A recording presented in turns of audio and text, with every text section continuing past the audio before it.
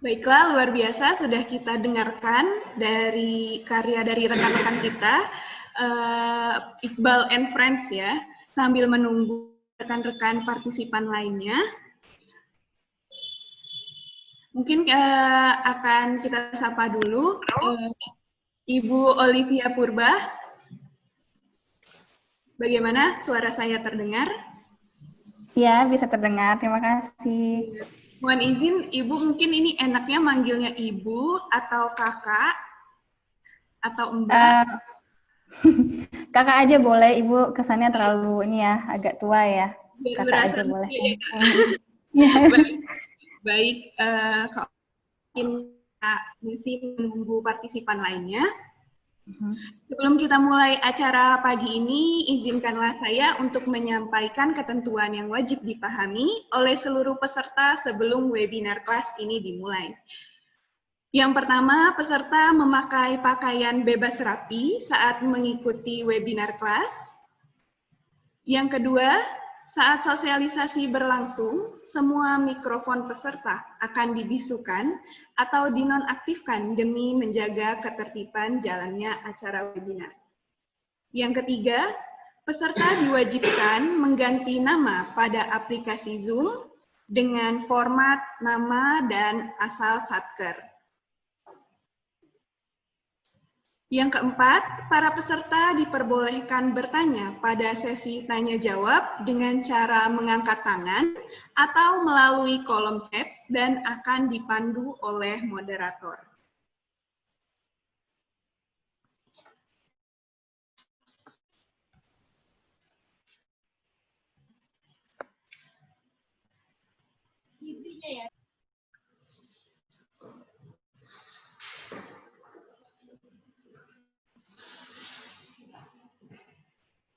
Saat ini masih ada beberapa teman yang belum mengganti nama. Kami persilahkan untuk berkenan mengganti nama kantor.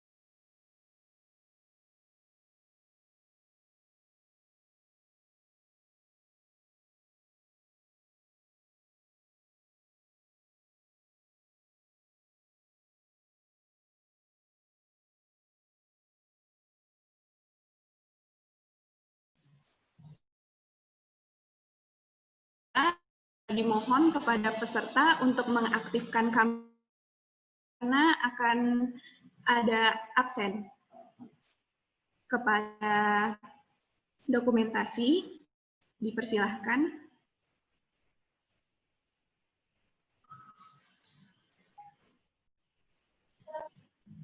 Untuk rekan-rekan yang belum mengaktifkan kameranya,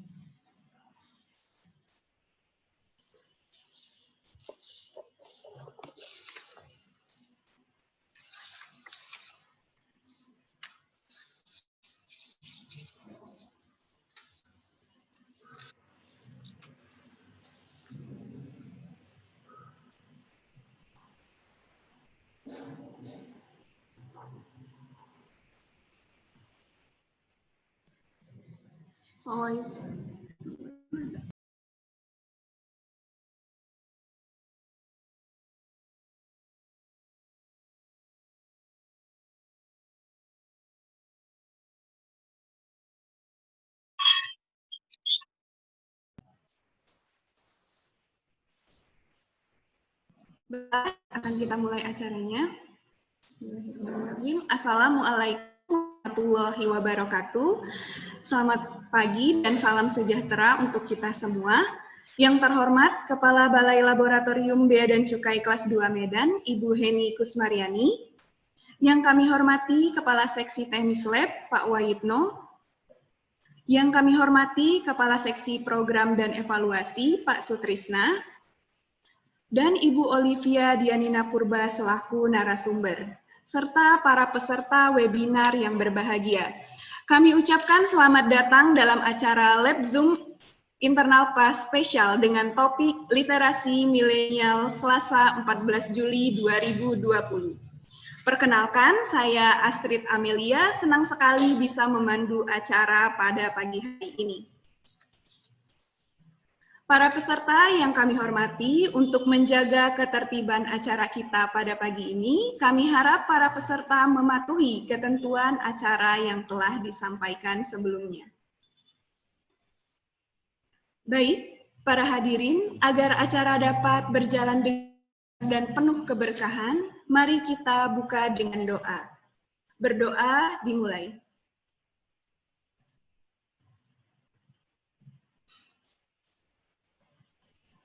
Berdoa selesai. Selanjutnya,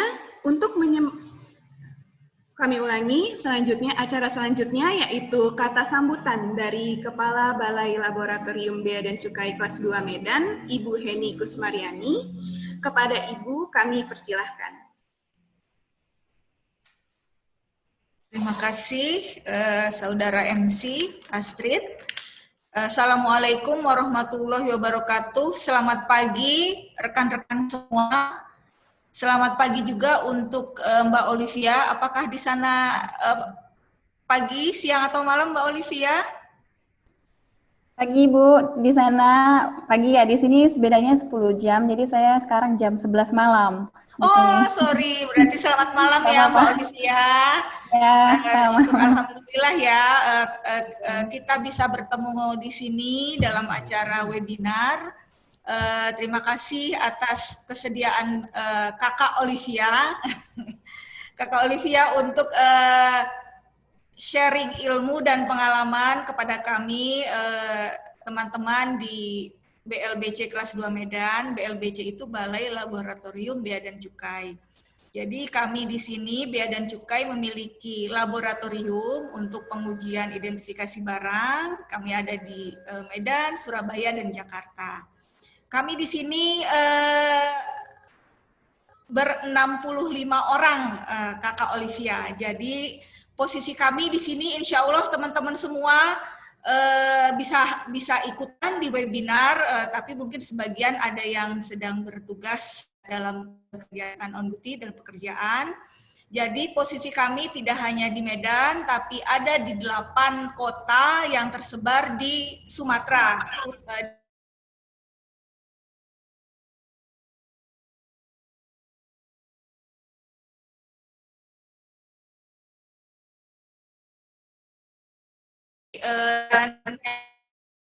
Ada yang kurang tersebar.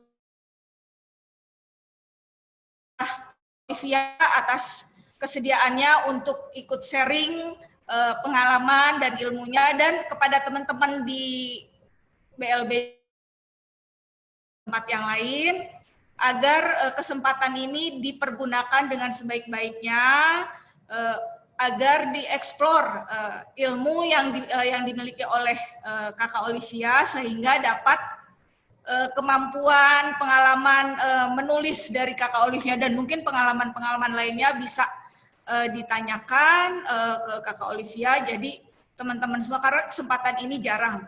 Sejak kita ada pandemi COVID, memang kegiatan kami untuk berinteraksi secara tatap muka, secara langsung itu amat sangat jarang, bahkan mungkin belum kami lakukan sampai saat ini. Jadi kegiatan-kegiatan seperti inilah yang kita coba adakan, walaupun kami di Medan dan sedikit sudah agak merah di sini PSBB untuk COVID-19, jadi kami tetap melaksanakan protokol untuk kesehatan COVID-19, jadi ilmu tetap harus dicari, tetap harus digali kepada berbagai narasumber. Karena minggu kemarin kita juga sudah pengalaman beliau untuk mengambil pada saat beliau mengambil S2 dan S3. Jadi mungkin bisa ditularkan kepada teman-teman di sini yang ingin menambah ilmunya sampai ke jenjang S3. Mungkin seperti itu saja Mbak Olivia, karena memang waktunya hanya 1 jam. Mungkin nanti kalau memang bisa di extend waktunya ya monggo, nanti sesuai dengan kondisi kegiatan kita. Mungkin demikian, terima kasih. Wassalamualaikum warahmatullahi wabarakatuh. Waalaikumsalam warahmatullahi wabarakatuh. Terima kasih kepada Ibu Heni atas sambutan yang disampaikan. Selanjutnya, sesi acara yang kita nanti-nantikan akan dipandu dengan rekan saya, Yuda Aditya, sebagai moderator. Kepada saudara, dipersilahkan. Iya, terima kasih pada Astrid atas kesempatan yang sudah diberikan. Yang pertama, Assalamualaikum warahmatullahi wabarakatuh. Izin atasan, izin senior dan rekan-rekan. Pertama-tama kita ucapkan terima kasih kepada pembicara kita karena udah hadir. Oke, kalian harus tahu bahwa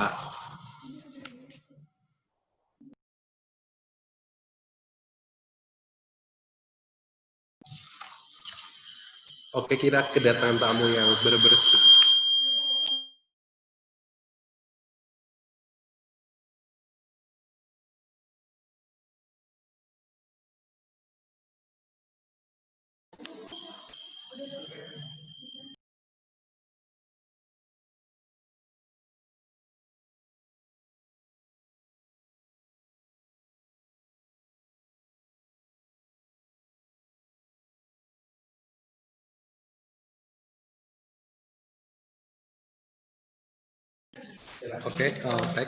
cek. Mohon maaf ada kesalahan teknis barusan. Oke, kita kedatangan tamu yang menurut saya punya segudang pengalaman di bidang travel blogger, lalu sebagai seorang penulis, seorang scholarship awardee, dan juga seorang social management environmental. Oke, tanpa basa-basi, perkenalkan, beliau adalah Kakak Olivia Dianina Purba. Lahir di Brastagi, Sumatera Utara pada tahun 1988. Saat ini, beliau tinggal di Argentina, tepatnya di Buenos Aires. Oke, untuk kalian ketahui bahwa perbedaan waktu antara Indonesia dan Argentina adalah 10 jam. Jadi di sana itu GMT-3. Oke, Kak Olivia menempuh pendidikan S1 di Hubungan Internasional Universitas Indonesia, lalu melanjutkan short term di 3 universitas, yaitu Swinburne University of Technology, University of Montana, dan Tokyo University. Lalu mendapatkan gelar double degree-nya di Australia National University dengan title Master of Environmental Management dan Diplomacy Master. Oke, Kak Olivia itu udah melalang buana di berbagai negara di 5 benua. Dan Kak Olivia ini nggak lupa untuk menyempatkan waktunya juga untuk tetap produktif, kawan-kawan. Dengan berbagai publikasi seperti jurnal, paper, dan juga di tahun 2019, Kak Olivia itu mengeluarkan 2 buku. Yang pertama dengan judul Traveling Aja Dulu, dan yang kedua dengan judul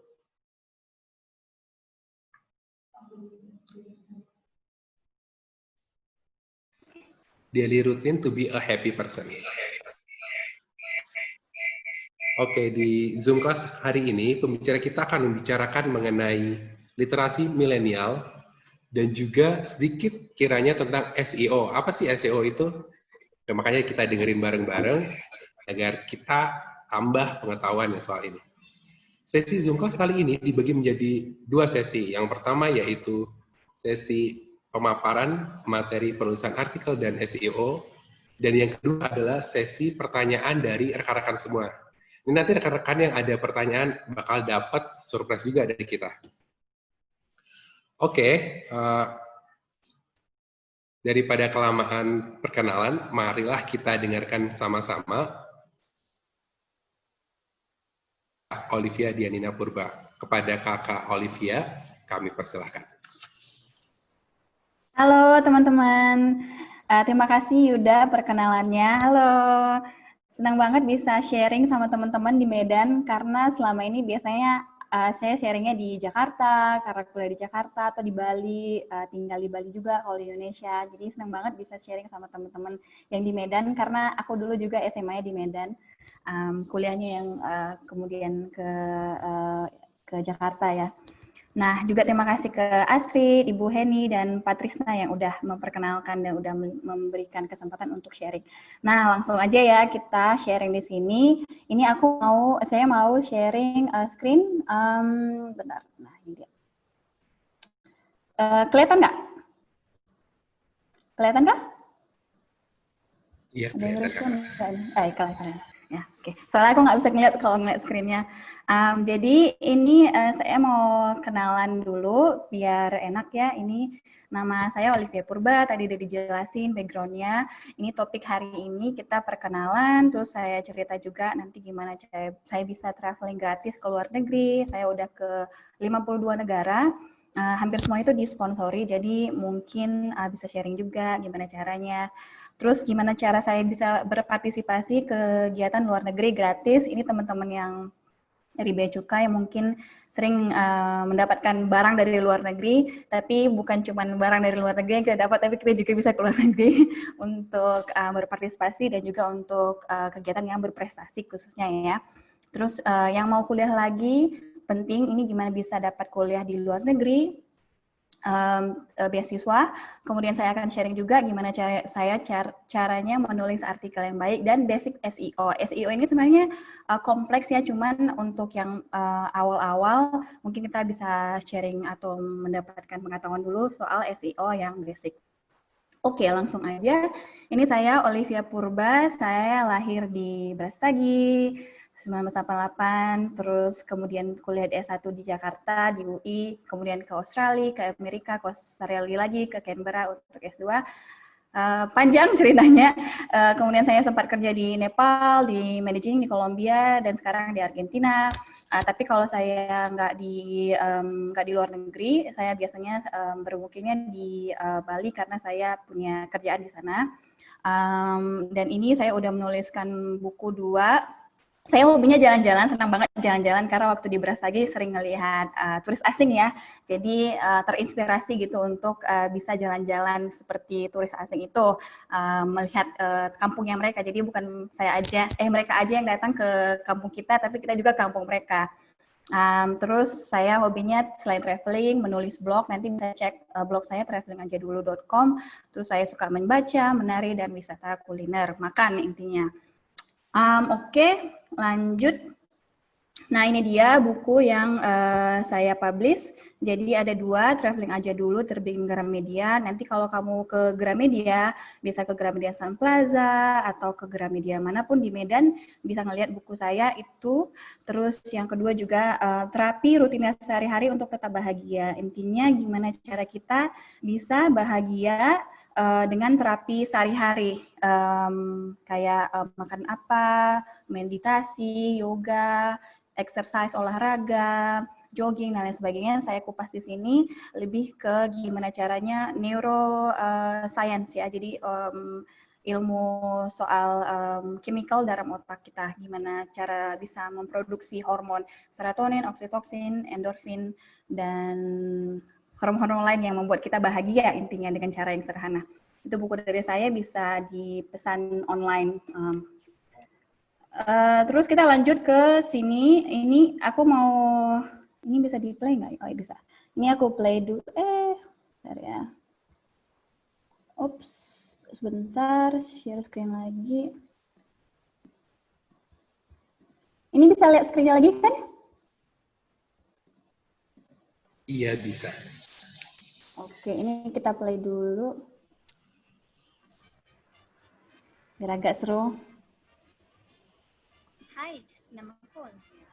Sebelum menginjak usia 30, aku telah menggenapi impianku untuk keliling 5 benua. Tempatnya di 35 negara. gimana caranya? Banyak yang kira aku lahir dari keluarga kaya. Enggak sama sekali. Aku lahir dari keluarga biasa di kota kecil yang indah, Restaginang. Kota yang berada di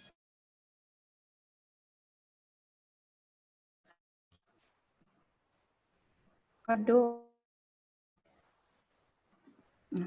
Dan secara pribadi, aku jadi lebih terbuka dan toleran terhadap orang lain. Aku buktikan sendiri, kita tidak harus bermula besar untuk keliling dunia, tapi bisa juga dengan kerja keras yang prestasi. Penasaran gimana detailnya? Cerita-cerita seruku menjelajahi 35 negara telah aku tuangkan dalam sebuah buku. Bukan hanya pengalaman yang hibur, tapi aku juga sharing tips dan trik menginjakkan kaki di berbagai dunia sambil berkontribusi di negara tercinta. Tunggu apa lagi? Yuk, traveling aja dulu. Nah, ini lagi nih, satu lagi. Your love is a wild card, a hard part. If you hold me, I'll break my heart. 'Cause your love is a wild card.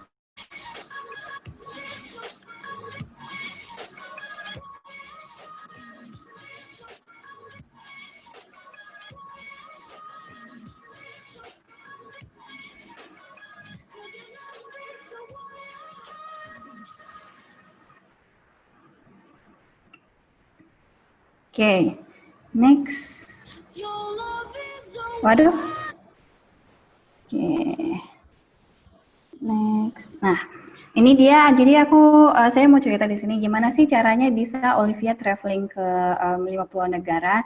Nah, sebenarnya cara saya adalah 6. Yang intinya adalah pertama saya traveling dengan beasiswa karena kebetulan orang tua itu menekankan untuk pendidikan ya, orang tua saya menekankan pendidikan. Jadi saya kebanyakan travelingnya itu karena dibiayai oleh kampus untuk kuliah ataupun dari pemerintah gitu.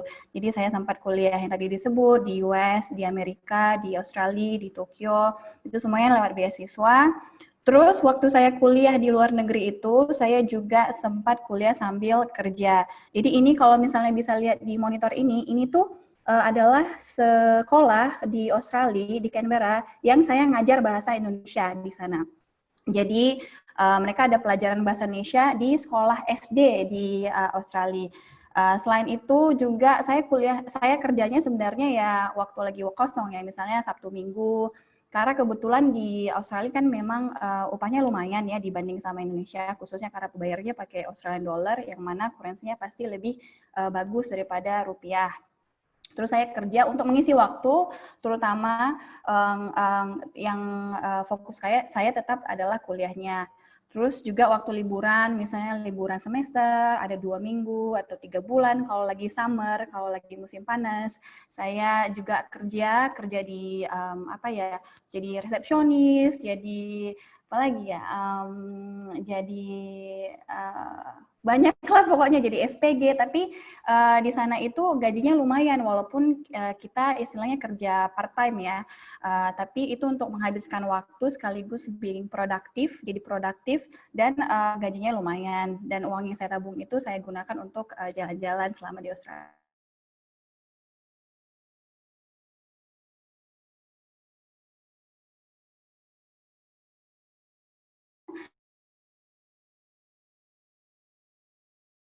Di luar dari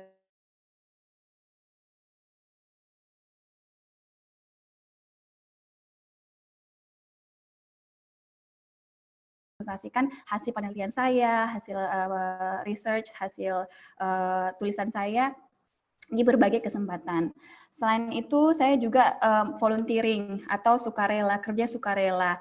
Walaupun namanya volunteering atau kerja sukarela, tapi saya dibiayai. Jadi ini misalnya tahun lalu saya balik dari Malaysia sama Thailand, itu program dari ASEAN, ASEAN Foundation yang ada di Jakarta, mengirimkan pemuda-pemuda dari 10 negara ASEAN itu untuk kerja volunteering disebarkan di seluruh negara ASEAN. Nah, kebetulan saya berkesempatan untuk volunteer waktu itu organic farming, jadi pertanian organik di Malaysia. Ada juga beberapa kesempatan volunteer, kayak saya sempat di Vietnam untuk volunteer, sempat juga di Kolombia di Amerika Selatan untuk volunteer. Nah, semua itu dibiayai sama si penyelenggara. Jadi saya cari-cari informasinya, apply dan dapat gitu dan dikirim. Saya juga punya travel blog. Kalau ini sih cuma hobi-hobi aja ya. Nanti saya jelaskan lagi lebih lanjut gimana nulis artikel, masukin di blog, juga YouTube. YouTube ini lagi happening banget nih sama anak-anak milenial khususnya ya. Oke, next. Nah, ini dia website aku, blog aku travelinganjadulu.com. Nanti di situ kamu bisa lihat tulisan-tulisan artikel aku. Saya juga bakal bahas di session ini nanti soal jenis-jenis artikel yang bisa ditulis, karena menulis itu bagian dari kita untuk bisa berkembang gitu. Karena menulis artinya kita membagikan informasi, orang juga mengenal kita sebagai siapa gitu, dan banyak kesempatan-kesempatan yang datang dari kita rajin menulis. Next, nah ini dia beberapa beasiswa dan kegiatan volunteer yang saya ikuti dari semenjak 2009. Itu pertama kali ke luar negeri, dapat ke Singapura. Baru dari situ saya lanjut beasiswa ke Australia 2009. Kemudian ini juga ada beberapa kegiatan volunteer yang saya ikuti. Ini yang saya list aja, sebenarnya ada lebih dari situ, cuman ini yang saya yang terutama lah intinya yang saya sharing. Ini dia terakhir S2 di The Australian National University di Canberra, ibu kotanya Australia. Saya kuliahnya 3 tahun karena degree-nya ada 2. Jadi degree apa sih? Gelarnya ada 2. Jadi Master of Environmental Management sama Master of Diplomacy. Dapat beasiswa dari pemerintah Australia, namanya Australia Awards. Ada dibuka setiap tahun. Kalau mau bisa tanya-tanya langsung ke saya lagi. Nanti saya bisa kasih informasinya. Ada di channel YouTube sama di blog saya juga sharing soal gimana cara dapat beasiswa, motivation letternya gimana, cara wawancaranya gimana untuk menghadapinya dan lain sebagainya. Ini seminar sama kompetisi yang saya ikuti. Ini tadi yang saya sebut, saya pertama kali ke luar negeri ini ke Singapura, dapat beasiswa konferensi penyelenggaranya. NUS Nanyang University of Singapore, ya, kalau nggak salah. Ini beberapa kegiatan saya ikuti di Eropa, di Amerika, terus juga di China, di Paris, di Korea Selatan, dan lain sebagainya. Jadi intinya saya memang senang lihat-lihat kesempatan gitu, dan saya coba. Kalau gagal, namanya juga gagal pasti biasalah kan dalam hidup, tapi saya nggak patah hati, saya langsung coba-coba lagi sampai dapat. Nah, banyak kesempatan-kesempatan itu datang memberikan peluang-peluang baru lagi, jadi peluang kerjaan, networking, teman-teman baru, yang sebelumnya saya nggak tahu gitu. Jadi dengan ikut-ikutan ini, banyak kegiatan-kegiatan ini di luar sana, saya semakin terbuka kesempatan baru lainnya gitu. Nah, ini misalnya tahun lalu saya diundang untuk ikut kompetisi di Brunei Darussalam, dan kebetulan menang untuk implementasi project yang saya implementasikan di Jakarta sama di Bali. Jadi ini momen bahagia lah intinya dapat ini nominalnya. Tapi ini bukan untuk ditabung sendiri ya, ini untuk proyek intinya. Tapi senang aja gitu dapat kompetisi, menang kompetisi dan bisa diimplementasikan. Ini sama Duta Besar Amerika di Brunei Darussalam. Dan teman-teman se-ASEAN. Nama programnya YSEALI kalau teman-teman tahu. Kalau mau tanya informasi lagi bisa nanti langsung ke saya karena ini kalau dijelaskan satu persatu programnya panjang. Ya. Nah, ini dia intinya 5 tips dari saya untuk bisa berpartisipasi dalam kegiatan luar negeri gratis. Adalah pertama, rajin berselancar di internet ya pastinya untuk mencari seminar dan workshop yang sesuai dengan bidang studi dan minat. Jadi hobi saya itu dulu, kalau sekarang udah sibuk kerja ya, kalau dulu memang kalau masih kuliah itu kerjanya ya lihat-lihat di internet, ada seminar apa nih, ada workshop apa, tapi nggak semuanya yang diikuti, harus fokus ke bidang yang kita memang cocok. Jadi misalnya saya dulu kuliahnya hubungan internasional di UI. Nah, walaupun saya kuliah hubungan internasional, tapi saya waktu itu fokusnya ke bidang environmental, jadi lingkungan, isu lingkungan, karena di isu lingkungan internasional intinya. Jadi kebanyakan adalah program-program yang saya ikuti itu fokusnya adalah di isu lingkungan gitu. Dan kebanyakan organisasi yang saya ikuti di kampus juga memang mengkhususkan bidang lingkungan. Jadi saya ikut misalnya seminar global warming atau perubahan iklim, kemudian ikut bike to kampus, jadi bersepeda ke kampus, terus ikut-ikut program daur ulang dan lain sebagainya. Jadi saya mengkhususkan atau menspesialisasikan fokus saya adalah bidang lingkungan hidup. Jadi ketika saya apply atau mendaftarkan diri itu sudah gampang karena saya sudah punya track record sendiri, saya sudah punya background sendiri dan sudah ada catatan dan rekomendasi dari orang-orang yang saya memang berinteraksi di bidang itu. Jadi lebih gampang untuk memuluskan jalan saya untuk dapat beasiswa, dapat menang seminar, bisa mempresentasikan seminar dan workshop dan lain sebagainya. Selain itu juga kita harus rajin menulis. Ini penting banget karena tulisan itu sama seperti apa ya? Sama seperti muscle, otot. Jadi semakin kita sering latihan menulis, semakin sering kita latihan menulis, semakin bagus tulisan kita. Karena nggak selalu tulisan pertama itu langsung bagus. Pasti harus diulang-ulang lagi, baru nanti semakin bagus. Apalagi kalau misalnya kita bisa nunjukin sama teman, sama keluarga ini gimana. Jadi kita dapat feedback dan kita perbaharui gitu. Kita buat lebih bagus lagi. Kemudian juga kalau ditolak, jangan langsung patah hati. Penolakan itu udah biasa. Pastilah nggak semua yang kita mau didapat ya. Tapi yang diterima itu berarti memang itu adalah jalan kita. Memang itu kesempatan yang kita harus jalanin. Tapi kalau misalnya udah ada istilahnya ada waktu yang tepat untuk kita gitu. Kesempatan yang tepat untuk kita.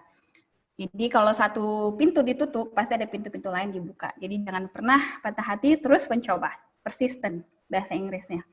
Terus juga kamu deketin mentor atau guru atau lecturer, ini artinya dosen yang dekat atau senior, siapapun itu yang kamu merasa memang dia pengaruh positif.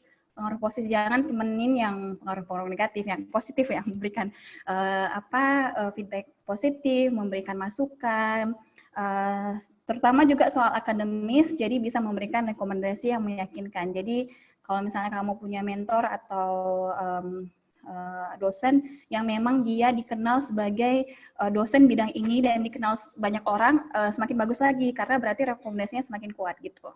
Terus juga jangan lupa berteman dengan rekan-rekan yang udah pernah berangkat. Jadi kamu bisa tanya-tanya, oh gimana tips triknya, gimana di sana. Jadi kamu punya pengetahuan yang lebih luas mengenai kegiatan itu. Gitu. Jadi lebih bisa meyakinkan diri kamu dan juga si pemberi beasiswa atau pemberi seminar itu. Gitu. Oke, next. Ini kalau khususnya untuk beasiswa ke luar negeri. Sama juga sih intinya adalah kamu harus kumpulkan informasi sebanyak-banyaknya. Nah, waktu saya lulus S1, waktu itu saya memang udah ada niat untuk kuliah S2 lagi. Karena menurut saya semakin saya kuliah S2 berarti saya semakin bisa meningkatkan bargaining position. Artinya saya semakin bisa meningkatkan skill dan kemampuan saya dan posisi saya misalnya di kerjaan juga semakin bisa ditingkatkan gitu. Jadi saya waktu tamat S1, saya tuh kumpulkan semua informasi dari internet, saya buat foldernya di desktop saya buat misalnya ini beasiswa Eropa, beasiswa Amerika, beasiswa Australia. Deadline-nya kapan, saya buat nih di notebook, ada sticky notes kan ada juga di desktop ya. Jadi saya buat supaya deadline-nya nggak kelewatan. Jadi semua itu saya listkan, dan saya bisa lihat setiap hari gitu, divisualisasikan setiap hari. Oh ya, ada beasiswa nih, harus berjuang terus gitu sampai dapat. Terus juga saring beasiswa yang tertarik dan cocok sama bidang studi. Jadi semuanya dicoba. Jadi kalau misalnya kamu kuliahnya adalah sastra misalnya, jangan coba untuk S2-nya malah sekolah teknik industri, kan nggak nyambung gitu ya. Jadi harus sesuai sama minat kamu juga sama bidang studi. Dan juga dokumen itu sudah disiapkan dari dulu hari. Jadi jangan tiba-tiba deadline-nya besok, hari ini disiapkan. Oh gimana nih translate-nya, gimana kartu keluarga lah, atau motivation letter, atau surat motivasi. atau adalah beberapa dokumen-dokumen yang memang harus dipersiapkan. Pasti ada beberapa dokumen yang diminta sama si pemberi beasiswanya. Jadi harus disiapkan jauh-jauh hari. Kalau bisa kamu fotokopi, jadi begitu ada deadline kamu udah submit langsung tinggal kirim gitu.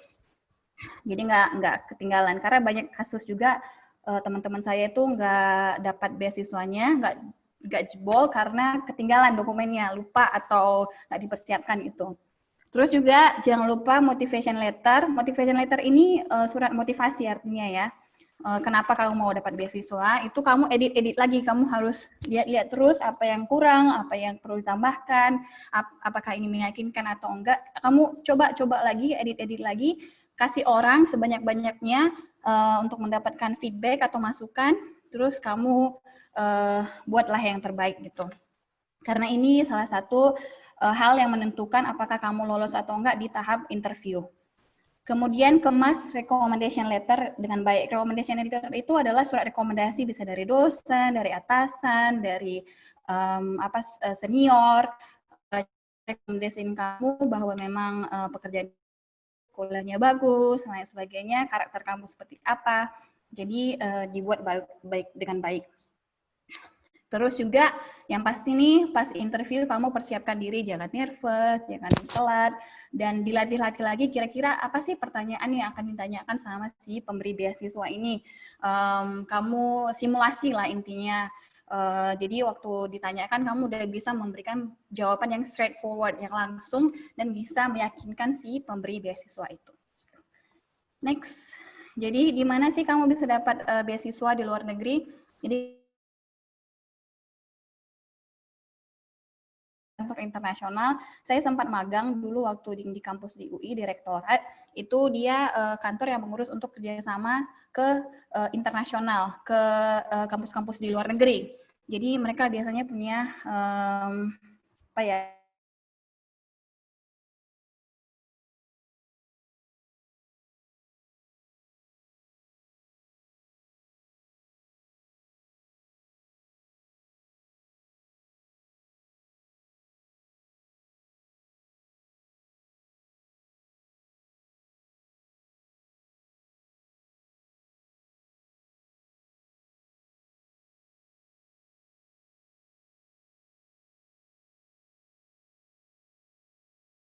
ada beberapa.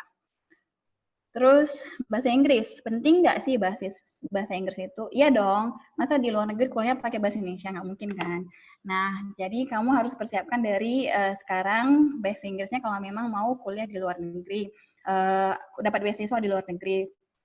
Jadi kebanyakan adalah TOEFL-nya itu untuk CBT 213, PBT 550 atau IELTS di atas 6 untuk dapatkan untuk batas bahasa Inggrisnya. Waktu saya apply pertama kali itu IELTS saya itu IELTS ya, karena ke Australia sama ke UK biasanya pakai IELTS, kalau ke Amerika baru pakai TOEFL. IELTS saya itu nggak terlalu tinggi ya, biasa aja. Cuman karena latihan-latihan terus, jadinya lebih bisa mempersiapkan lah untuk triknya gimana bisa mendapatkan nilai yang tinggi. Intinya persiapan yang bagus. Nggak harus bahasa Inggris kamu memang udah bagus dari sononya, tapi kamu memang perlunya adalah latihan. Next, ini tips motivation letter. Sebenarnya sama aja ya, kamu memang harus persiapan dulu, cari informasinya sebanyak-banyaknya, terus saring beasiswa yang membuat kamu tertarik, persiapkan dari jauh hari, dan edit-edit lagi. Ini yang kedua, saya membahas soal yang beasiswa ini karena memang diminta untuk bisa sharing juga pengalaman dapat beasiswa dan keluar negeri, jadi bisa menginspirasi teman-teman sekaligus. Nah, nanti sekarang ini kita masuk ke bagian untuk menulis artikel untuk blog. Nah, jadi gimana sih saya bisa menuliskan buku dan tetap produktif intinya, walaupun saya punya sekarang itu kerjaan yang full time, terus saya juga punya ada bisnis juga, itu karena setiap hari, selama saya di jalan atau saya sebelum tidur, itu saya suka nulis di jurnal. jurnal intinya. Jadi buku itu saya tulis kira-kira hari ini apa ya ilmu yang saya dapatkan, saya tuliskan, terus juga saya review lah hari ini kegiatannya apa aja, apa yang saya pelajari, apa hal menarik. Ini penting karena dari sini, dari pertinggalan tulisan kita ini, kita bisa membuat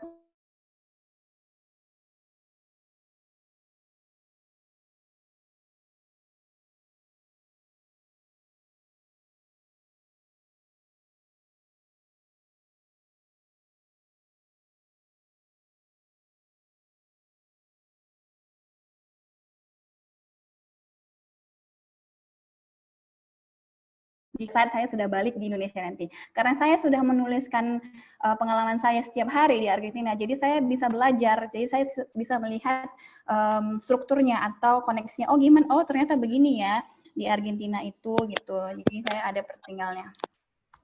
Terus next ini jenis-jenis artikel. Ini sebenarnya sudah kita pelajari ya di sekolahan dulu waktu kita belajar bahasa Indonesia. Mata kuliah atau mata pelajaran bahasa Indonesia.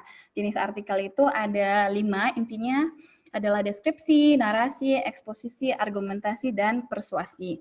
Ini saya mau tunjukkan contohnya masing-masing dari jenis artikel ini jadi blog saya. Jadi deskripsi, mungkin kamu sudah tahu juga deskripsi adalah kita tulisan itu terlihat seolah-olah kita sedang menerangkan secara lengkap mengenai kejadian atau apa yang kita lihat dan kita rasakan. Misalnya saya lagi di Argentina, udaranya dingin, saya tulis gitu di artikelnya, udaranya dingin, suhunya menggigil di sekitar 9 derajat, dan ya ditulis lengkap gitu, jadi kamu juga bisa merasakan seperti apa yang saya rasakan. Ini saya klik di sini, jadi saya bisa bawa kamu ke ke websitenya. Sebentar ya, loading. Ini bisa lihat kan artikelnya? Ya bisa lihat, jelas. Oke. Nah, ini misalnya artikelnya suasana lockdown di negara Argentina akibat virus corona. Jadi di Argentina, tempat saya tinggal sekarang, itu masih lockdown dari sejak Maret 2020. Jadi sampai sekarang, Maret, April, udah 4 bulan ya, masih lockdown. Jadi saya tuliskan di artikel ini bagaimana pengalaman saya atau apa yang saya rasakan di Argentina. Jadi saya tuliskan misalnya suasana di ibu kota Argentina, Buenos Aires, hari pertama lockdown sangat sepi. Jadi orang bisa merasakan, oh ya sepi ya. Ada beberapa penduduk yang berkeliling dengan tas belanja karena masyarakat diizinkan untuk keluar hanya untuk kebutuhan mendasar seperti supermarket dan farmasi. Jadi ini saya deskripsikan kenapa sepi, karena kenapa terkesan sepi, karena hanya penduduk diizinkan keliling untuk kebutuhan mendasar. Kemudian saya jelaskan lagi, selain itu dibatasi maksimal orang untuk masuk satu toko. Di farmasi dekat rumah saya dibatasi 10 orang, dan untuk toko grocery, toko kelontong maksudnya ada 4 orang. Nah, saya buat ini deskripsi. Ini adalah artikel atau tulisan yang deskripsi. Oke, terus untuk tulisan yang narasi, coba kita lihat lagi. Intinya adalah tulisan yang menjelaskan urut kronologi, misalnya narasi, menceritakan kisah kejadian yang lebih kayak cerpen kalau pendeknya, kalau panjangnya kayak novel. Ini masih nih. Ini saya cerita soal pengalaman saya Desember tahun lalu itu saya tersesat di Polandia karena saya salah naik kereta. Jadi drama pokoknya lah, saya sendiri dan gitu kesasar di negara yang saya bahasanya nggak bisa, dan orang-orang sana itu nggak bisa bahasa Inggris pula. Jadi benar-benar drama. Jadi di sini saya buat cerita narasi gimana saya bisa dari awal kesasar salah kereta dan terjebak atau terlantar di kota ini nih, namanya Lubliniec, dan saya itu sendiri cuman bawa tas ransel. Suasananya dingin dan orang-orangnya nggak bisa bahasa Inggris, jadi saya kebingungan intinya. dan pesawat saya akan berangkat besok harinya, jadi saya harus sampai di kota tujuan saya. Jadi ini saya jelaskan kronologisnya bagaimana, awalnya saya tinggal di mana, terus juga kenapa saya bisa kesasar, yaitu karena tiketnya itu pakai bahasa Polandia dan tulisannya itu nggak jelas di mana. Jadi dibilang track nomor di tulisan itu nomor 2, tapi ternyata maksudnya adalah nomor 1 karena ada tulisan 1 di ujungnya, tapi saya nggak ngerti karena itu bahasa Polandia. Jadi saya kesasar, naik kereta yang salah, drama lah intinya. Jadi saya tuliskanlah dramanya, terus si ibunya tidak bisa bahasa Inggris, jadi miscommunication, bla bla bla bla bla. Panjang ceritanya di sini saya buat di artikel sampai akhirnya ini juga keretanya model lama, jadi saya sudah naik kereta, tapi udah mau turun ternyata nggak bisa dibuka karena kereta model lama, jadinya saya lanjut ke kota yang entah berantah di mana, drama, sampai akhirnya saya tiba juga di di kota tujuan saya. Jadi saya tuliskan di sini deskripsinya dengan lengkap. Jadi begitu orang membaca ini, mereka merasa seolah-olah berada bersama saya gitu di drama salah kereta ini. Jadi itu adalah tulisan yang narasi. Oke, lanjut ke tulisan yang eksposisi. Tulisan eksposisi, tulisannya intinya adalah untuk lebih ke gimana ya? How to, bagaimana caranya, proses-prosesnya gitu. Jadi ini misalnya saya tulis cara membuat visa Korea. Jadi di blog saya buat banyak tulisan-tulisan yang how to. Jadi cara membuat visa Korea, visa Amerika, visa Schengen, ke Eropa, semuanya. Banyaklah ke negara-negara yang pernah saya kunjungin, jadi orang bisa belajar atau mendapatkan informasi dari yang sudah saya jalanin. Jadi ini misalnya cara membuat visa Korea, paspor Indonesia. Pertama, misalnya jenis-jenis visa Korea saya tuliskan di sini ada berbagai macam. Kalau misalnya mau mendapatkan visa turis, ini dia caranya, yakni persiapan dokumen, nomor 1, siapkan dokumen yang ini, ada banyak ya. Terus yang kedua adalah menyerahkan dokumen ke visa Korea ke Korean Visa Application Center yang ada di Jakarta, di Kuningan, lokasinya di sini. Terus juga nanti saya jelaskan juga paspor yang digunakan untuk pengajuan tidak boleh dipinjamkan. Terus setelah menyerahkan paspor, membayar biaya visa, tergantung mau visa single, mau multiple, double. Terus nomor 4, yang keempat adalah tunggu hasil pengajuan visa dan penerimaannya. Dan saya buat juga ini di mana websitenya. Ini salahnya khususnya yang kelima ya. Yang kelima adalah mengambil paspor dan visanya prosesnya bagaimana. Jadi saya buat rinciannya satu persatu dari 1 sampai ke 5, dari mulai persiapan dokumen sampai pengambilan visa dan paspor dan visa. Jadi saya rinci di sini proses-prosesnya. Nah, saya buat juga misalnya ini bullet gini supaya bisa dengan gampang dibaca karena ini kan artikel di internet ya. Jadi kalau misalnya tulisannya berantakan, orang malas bacanya.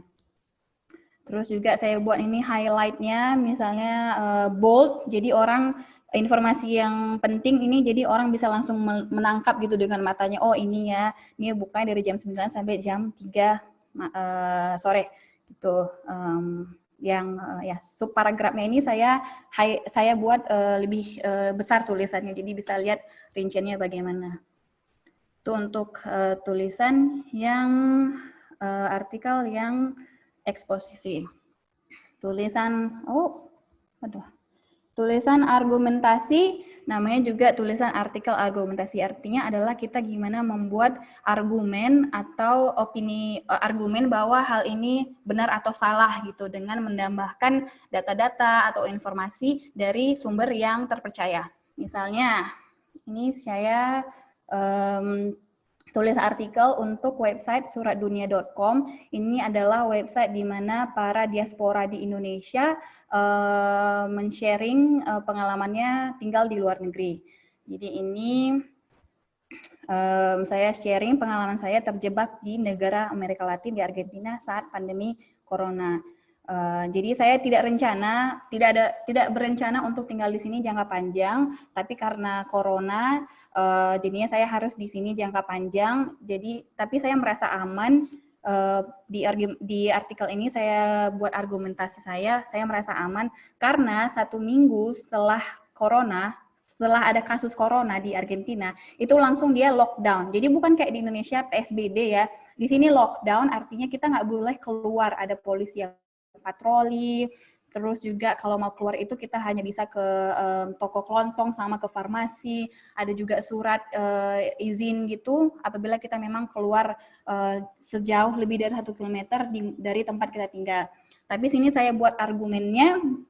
Ini pengalaman saya buat polisi beredar dan lain sebagainya, tapi saya buat argumen di sini bahwa kasusnya itu lebih rendah daripada negara-negara tetangganya seperti Brazil, seperti Kolombia, karena tindakannya itu yang langsung straight setelah 1 minggu pertama kasus Corona di lockdown, bahkan hingga sekarang gitu. Oleh si Presiden Fernandez. Jadi saya buat argumen-argumennya diperpanjang setiap 2 minggu untuk lockdown-nya dan mengevaluasi hasilnya, gitu. Ya ini sama Ibu Dubesnya kebetulan kemarin kasih bingkisan bingkisan Idul Fitri. Oke, di sini adalah kalimat argumen. Jadi kalimat argumen itu harus ada memang basic-basicnya, kita nggak ngarang-ngarang gitu, ada memang angka-angkanya yang kita harus presentasikan di sini gitu. Untuk kalimat persuasi itu artinya kalimat bujukan. Jadi artikel kita itu adalah mengajak atau mendorong orang untuk melakukan sesuatu dari tulisan kita. Biasanya itu banyak di artikel-artikel iklan ya. Karena artinya mereka ingin yang membuat iklan itu ingin kita membeli atau menggunakan servis jasanya. Misalnya ini saya buat artikel soal Airbnb. Mungkin ada yang pernah dengar. Intinya adalah untuk sewa akomodasi. Untuk sewa akomodasi gimana, saya tuliskan di sini pengalaman saya untuk bisnis sewa kamar pribadi via Airbnb sangat menguntungkan. Jadi saya buat pengalaman saya di sini, saya sudah join dari sejak kapan, terus prosesnya bagaimana, menerima tamunya seperti apa, dan di sini intinya saya ingin mengajak teman-teman yang lain untuk apabila punya kamar yang ekstra untuk join ke platform ini dengan mengekspos atau menyatakan pengalaman saya sendiri, karena saya merasa keuntungannya pribadi. Jadi saya ingin juga mengajak teman-teman lain untuk ikut di platform ini. Kenapa? Karena kalau ikut platform ini saya juga dapat komisi gitu. Ini tulisan untuk mengajak teman-teman bergabung. Tapi walaupun begitu, memang pengalaman saya pribadi, saya merasa kalau pemasukan itu bagus gitu untuk bisnisnya dan lain sebagainya. Jadi saya rekomendasikan orang lain untuk join gitu.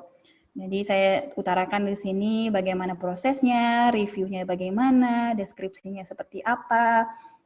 Ini kalau tertarik bisa lihat langsung ke website saya, traveling aja dulu. Terus juga tips triknya bagaimana. Jadi saya usahakan tulisnya itu secara lengkap dan mendetail pengalaman pribadi. Ini juga tips bagaimana menjadi super host atau tuan rumah yang super gitu.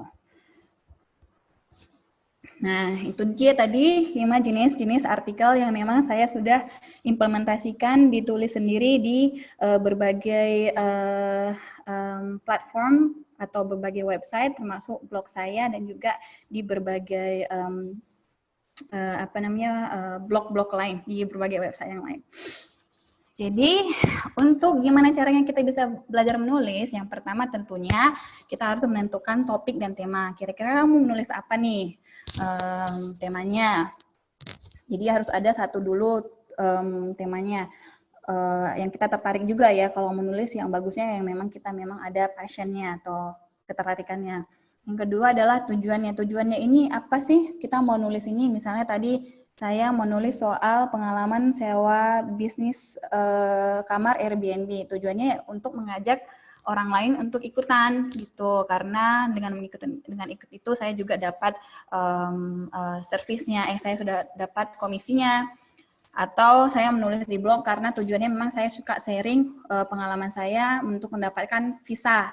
Karena saya melihat kalau teman-teman yang lain itu kesulitan mendapatkan visa untuk keluar negeri, karena kan untuk paspor Indonesia kita harus apply untuk banyak negara ya, visa Jepang, Korea, ke Eropa, ke Amerika, Australia, dan lain sebagainya. Jadi karena saya sudah punya pengalaman, saya ingin berbagi, jadi itu tujuannya. Terus juga walaupun kita misalnya ini punya pengalaman, kita tetap harus mengumpulkan data dari berbagai sumber. Jadi informasi kita itu valid dan akurat gitu.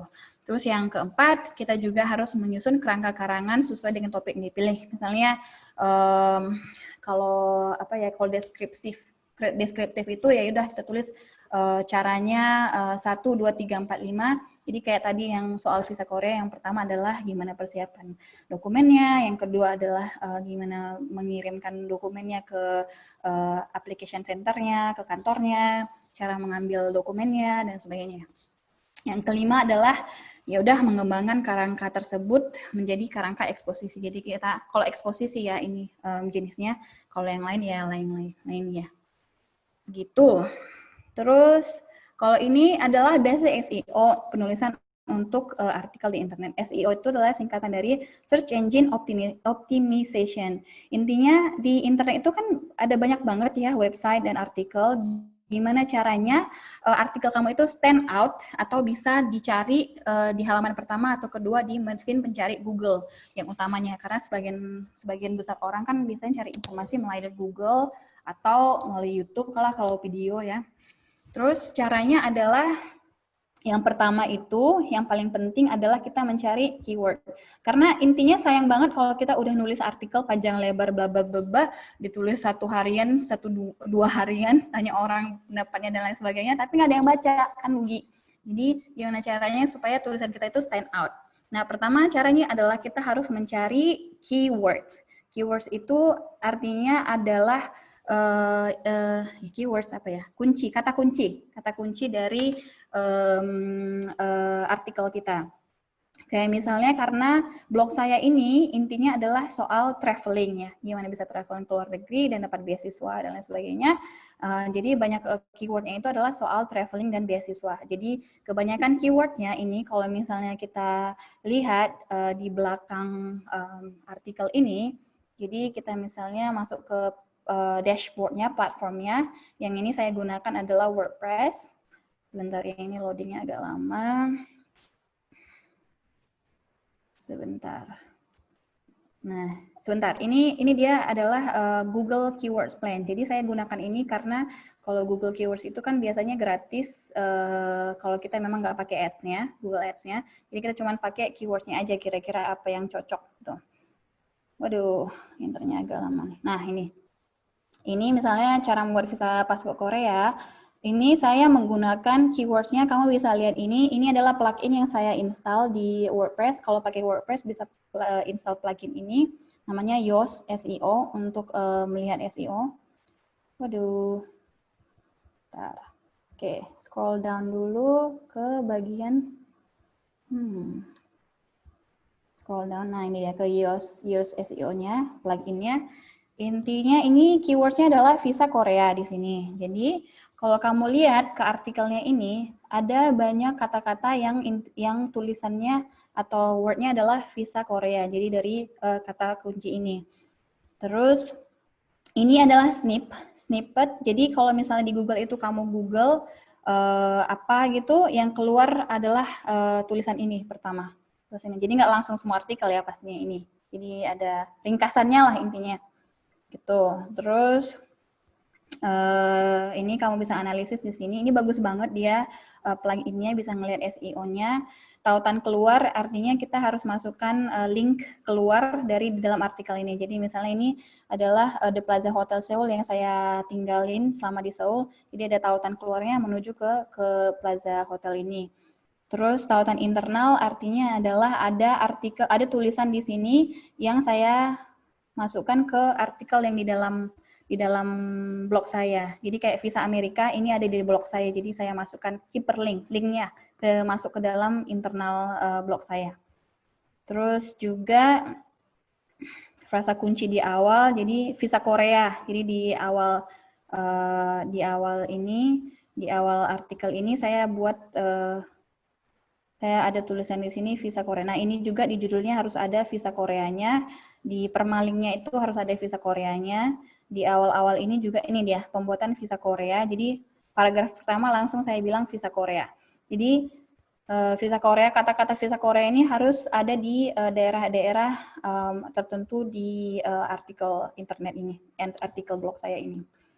Terus panjang judul SEO-nya bagus, jadi judulnya itu nggak usah terlalu panjang, ntar orang bingung.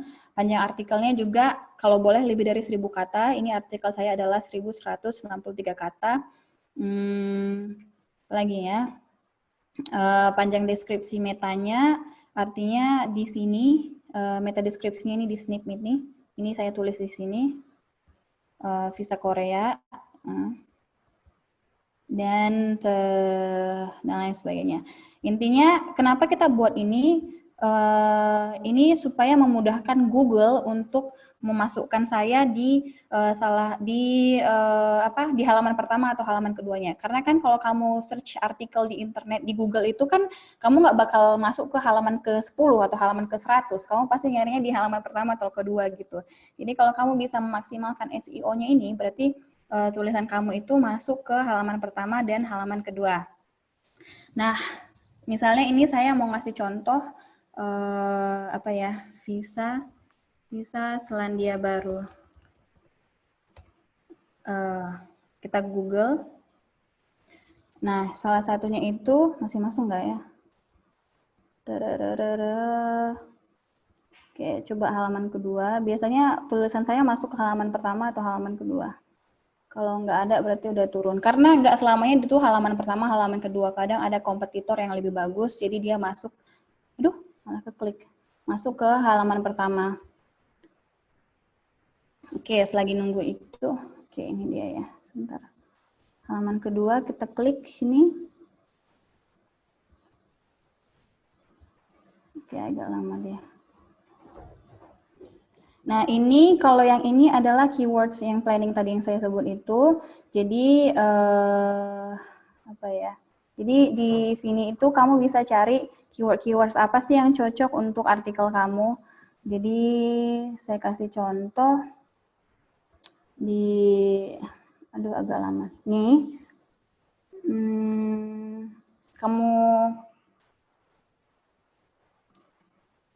kalau ini agak yang advance sih, jadi kalau misalnya nggak mau pakai ini juga ada, misalnya keywords.io namanya. Nggak berfungsi ya nih. Anyway, ini di close aja lah dulu.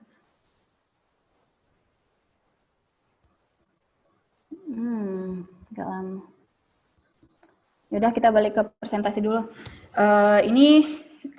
Setelah itu tulisan kita itu harus dikembangkan dengan research, artinya diteliti lagi di internet. Apakah argumen kita itu benar adanya atau enggak, atau jangan-jangan cuma dugaan kita aja. Kita harus memastikan bahwa tulisan kita itu memang akurat dan memang benar adanya. Jadi jangan yang hoax ditulis gitu. Jangan kalau misalnya teman kita sharing hoax, kita percaya terus kita tulis, jangan sampai gitu. Jadi kita harus memastikan validasi dari tulisan kita. Terus tulisan kita bagusnya juga harus original, artinya harus dari kita sendiri, jangan copy paste dari internet. Itu karena kalau copy paste dari internet juga, kalau misalnya kamu masukkan di artikel di blog, itu bakal dipunish atau dihukum sama Google. Artinya kamu nggak dimasukin ke halaman pertama atau kedua, bahkan tulisan kamu itu nggak bisa ditemukan sama orang lah intinya. Terus juga harus terstruktur ya, jadi kayak artikel yang saya tulis di blog itu 1, 2, 3, 4, 5, terus juga ada poin-poinnya, jadi enak dibaca. Karena kalau orang mau baca itu kan, terutama kan karena banyak yang menggunakan internet via handphone, jadi banyak yang scroll down gitu kan, jadi lebih bagus kalau dia terstruktur, jadi lebih enak dibaca oleh mata gitu. Terus juga tulisannya panjang, lebih baik panjang, tapi nggak terlalu panjang-panjang banget. Yang penting lebih dari 1000 kata. Judul, isi, dan snip sesuai dengan keyword tadi yang saya jelaskan. Jadi ada misalnya visa Korea adalah keywordnya, jadi semua ada visa Korea. Tapi walaupun begitu jangan semuanya itu visa Korea nanti juga bisa dihukum sama Google-nya. Jadi harus nggak terlalu banyak gitu, nggak terlalu banyak lah intinya. Terus juga tambahkan foto yang relevan. Tadi udah lihat di blog saya itu ada banyak foto-foto yang memang sesuai dengan pengalaman dan isi dari artikel itu. Gitu. Nah, ini traveling aja dulu, kamu bisa lihat travelingajadulu.com, artikel saya di situ. Nanti saya juga suka update-update cerita, update-update tips gimana cara dapat beasiswa. Masukkan aja email kamu di situ, travelingajadulu.com. Ini nanti saya cerita dulu. Terus juga kalau mau konsultasi soal beasiswa bisa juga. Kalau ada motivation letternya nanti saya review. Kalau udah baca bukunya atau ketemu di Gramedia, silahkan di-review di Goodreads. Ini adalah website untuk mereview buku. Jadi kalian bisa review, akan senang sekali kalau dapat reviewnya dari teman-teman atau bisa tanya-tanya kalau ada yang kurang. Kalau misalnya di webinar ini kurang cukup waktunya, bisa tanya-tanya via Instagram saya di sini. Odianina, Facebook, traveling aja dulu, dan di YouTube Olivia Dianina Purba bisa cari. Ini dari testimoni dari teman-teman soal buku traveling aja dulu. Saya udah sempat kirimkan sekitar 20 buku ya ke Balai Laboratorium Bea Cukai. Ini waktu peluncuran buku traveling aja dulu Februari tahun lalu. Nah, satu lagi tadi ini saya mau bahas, bisa nggak sih soal SEO-nya? Nah, ini dia keywords. Di sini ada keywords. Jadi saya klik di sini. Agak lama nih ya. Sebentar ya. Ini kita misalnya mau cari keyword. Nah, kita klik. Misalnya kita mau soal apa ya? Traveling luar negeri. Nah, ini sih gampang. Kayaknya agak masalah.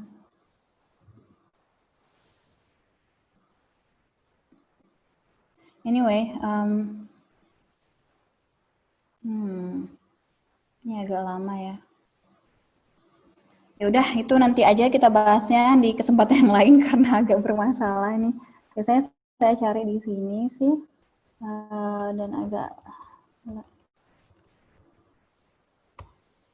Anyway, itu aja dulu. Nanti kayaknya lebih bagus kalau langsung ke pertanyaan aja. Jadi nanti kalau misalnya teman-teman yang kurang jelas mengenai presentasinya bisa langsung nanya soal beasiswanya, soal SEO-nya, soal menulis artikel atau menulis buku dan lain sebagainya. Oke, terima kasih. Ya, terima kasih banyak buat Kak Olive nih. Oke teman-teman, kita kedatangan tamu juga nih dari BLBC Jakarta dan BLBC Surabaya. Kita salamin ya. Halo teman-teman dari BLBC Jakarta dan Surabaya, terima kasih sudah bergabung.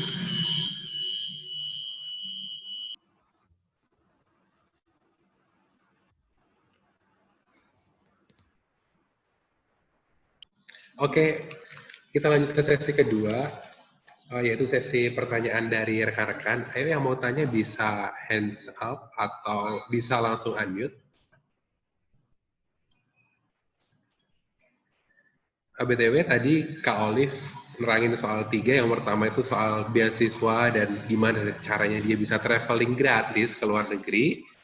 Terus yang kedua dia ngejelasin soal jenis-jenis narasi, jenis-jenis artikel, lalu tips-tips ngebikin artikel, dan yang ketiga beliau ngejelasin soal gimana sih SEO tersebut.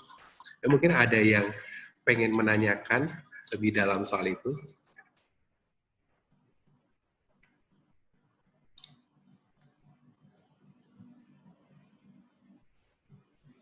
Iya, udah ada yang unmute, ini dari Cynthia. Oke, selamat malam ya Kak di sana. Ya, selamat malam Cynthia. Gimana? Oke, halo Kak, saya Cynthia, ada di BLBC Medan. Ingin tanya, kalau Kakak mungkin pengalamannya tuh menarik-menarik ya Kak, tersesat aja ke Polandia gitu ya. bagaimana untuk kami yang mungkin cenderung kegiatannya itu statis atau tidak terlalu dinamis dan hanya bertempat di satu negara. Bagaimana untuk menulis suatu artikel atau suatu tulisan yang memang menarik orang untuk membacanya begitu. Terima kasih. Ya. Jadi kalau yang saya sebutkan tadi, memang artikel saya semuanya kan memang fokusnya lebih ke traveling sama ke beasiswa ke luar negeri. Karena memang kalau misalnya kita punya blog, itu bagusnya kita punya niche, artinya kita punya kekhususannya masing-masing. Jangan yang gado-gado, karena kalau kita punya khusus masing-masing, kekhususannya berarti audiens kita itu memang ke blog kita, karena memang tertarik sama isu itu.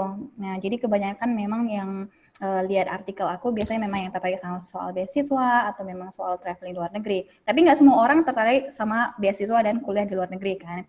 Makanya kamu kalau misalnya mau nulis artikel, ya udah kamu fokuskan aja kira-kira kamu tertariknya di mana, passionnya di mana. Karena kalau nulis artikel juga harus sesuai sama passion masing-masing. Saya memang passionnya sama traveling. Kalau kamu misalnya suka soal kecantikan atau fashion, ya udah tulis soal itu, karena berarti orang yang baca artikel itu memang orang yang tertarik sama fashion atau soal makeup atau apalah itu. Jadi yang intinya adalah tulis tulisan yang memang passionnya sama kamu, yang kamu sukai dan konsisten gitu. Jadi tulisannya harus topiknya yang sekitar tema itu. Ya, nggak harus traveling terus, nggak harus ikut-ikutan traveling juga.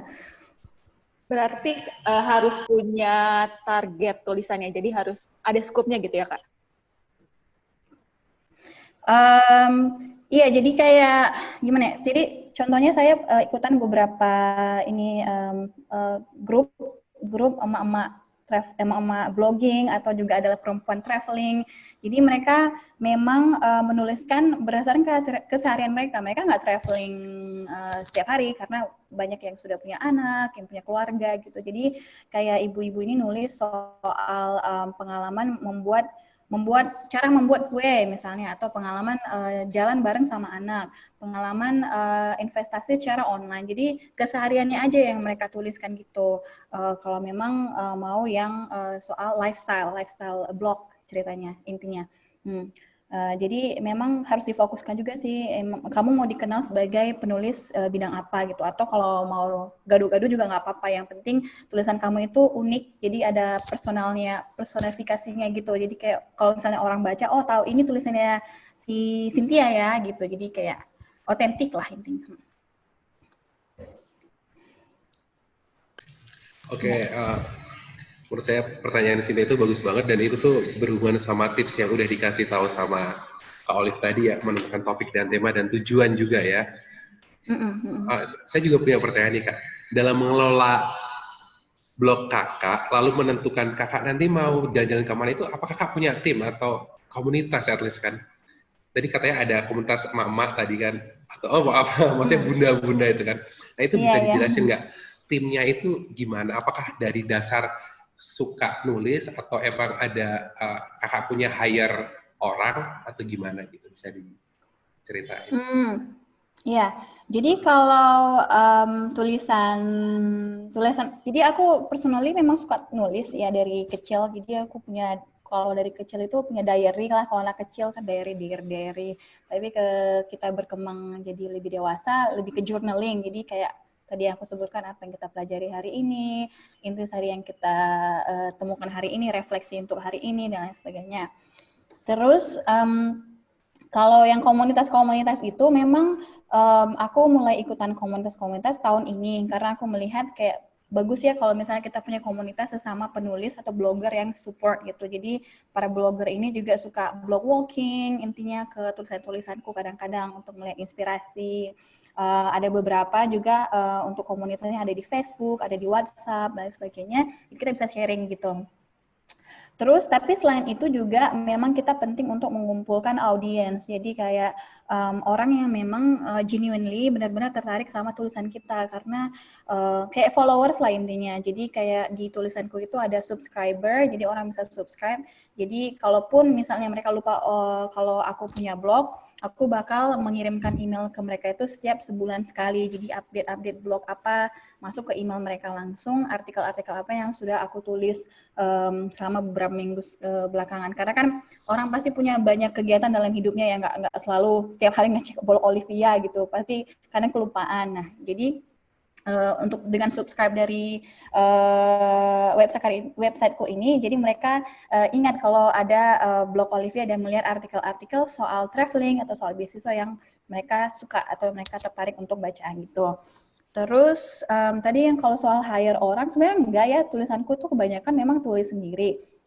Walaupun ada misalnya yang memang general gitu, yang aku memang minta tolong, teman kayak tuliskan dong soal apa ya misalnya ya, yang apa ya, ada sih yang waktu awal-awal gitu kayak itinerary yang standar lah, itinerary 3 hari, itinerary 3 hari Bangkok, atau itinerary 3 hari di apa lagi ya, di Malaysia. Oh, hotel-hotel tuh kayak list hotel-hotel. Tapi kalau yang pengalaman pribadi ya memang harus sendiri, karena kan nggak mungkin orang lain, nggak otentik lah intinya. Kalau kayak pengalaman aku di Polandia itu memang pengalaman sendiri, atau pengalaman terjebak di Argentina. Tapi kalau yang standar-standar kayak hotel, list of hotel gitu, itu aku bisa minta tolong orang lain gitu. Ya, karena tadi juga kakak juga cerita kalau otentik itu berhubungan sama SEO juga ya. Benar. Oke, terima kasih. Ayo teman-teman, saya kenal beberapa orang yang senang banget soal membaca novel atau buku. Iya, izin Bu, silakan. Terima kasih. Kak Olivia mau tanya ya.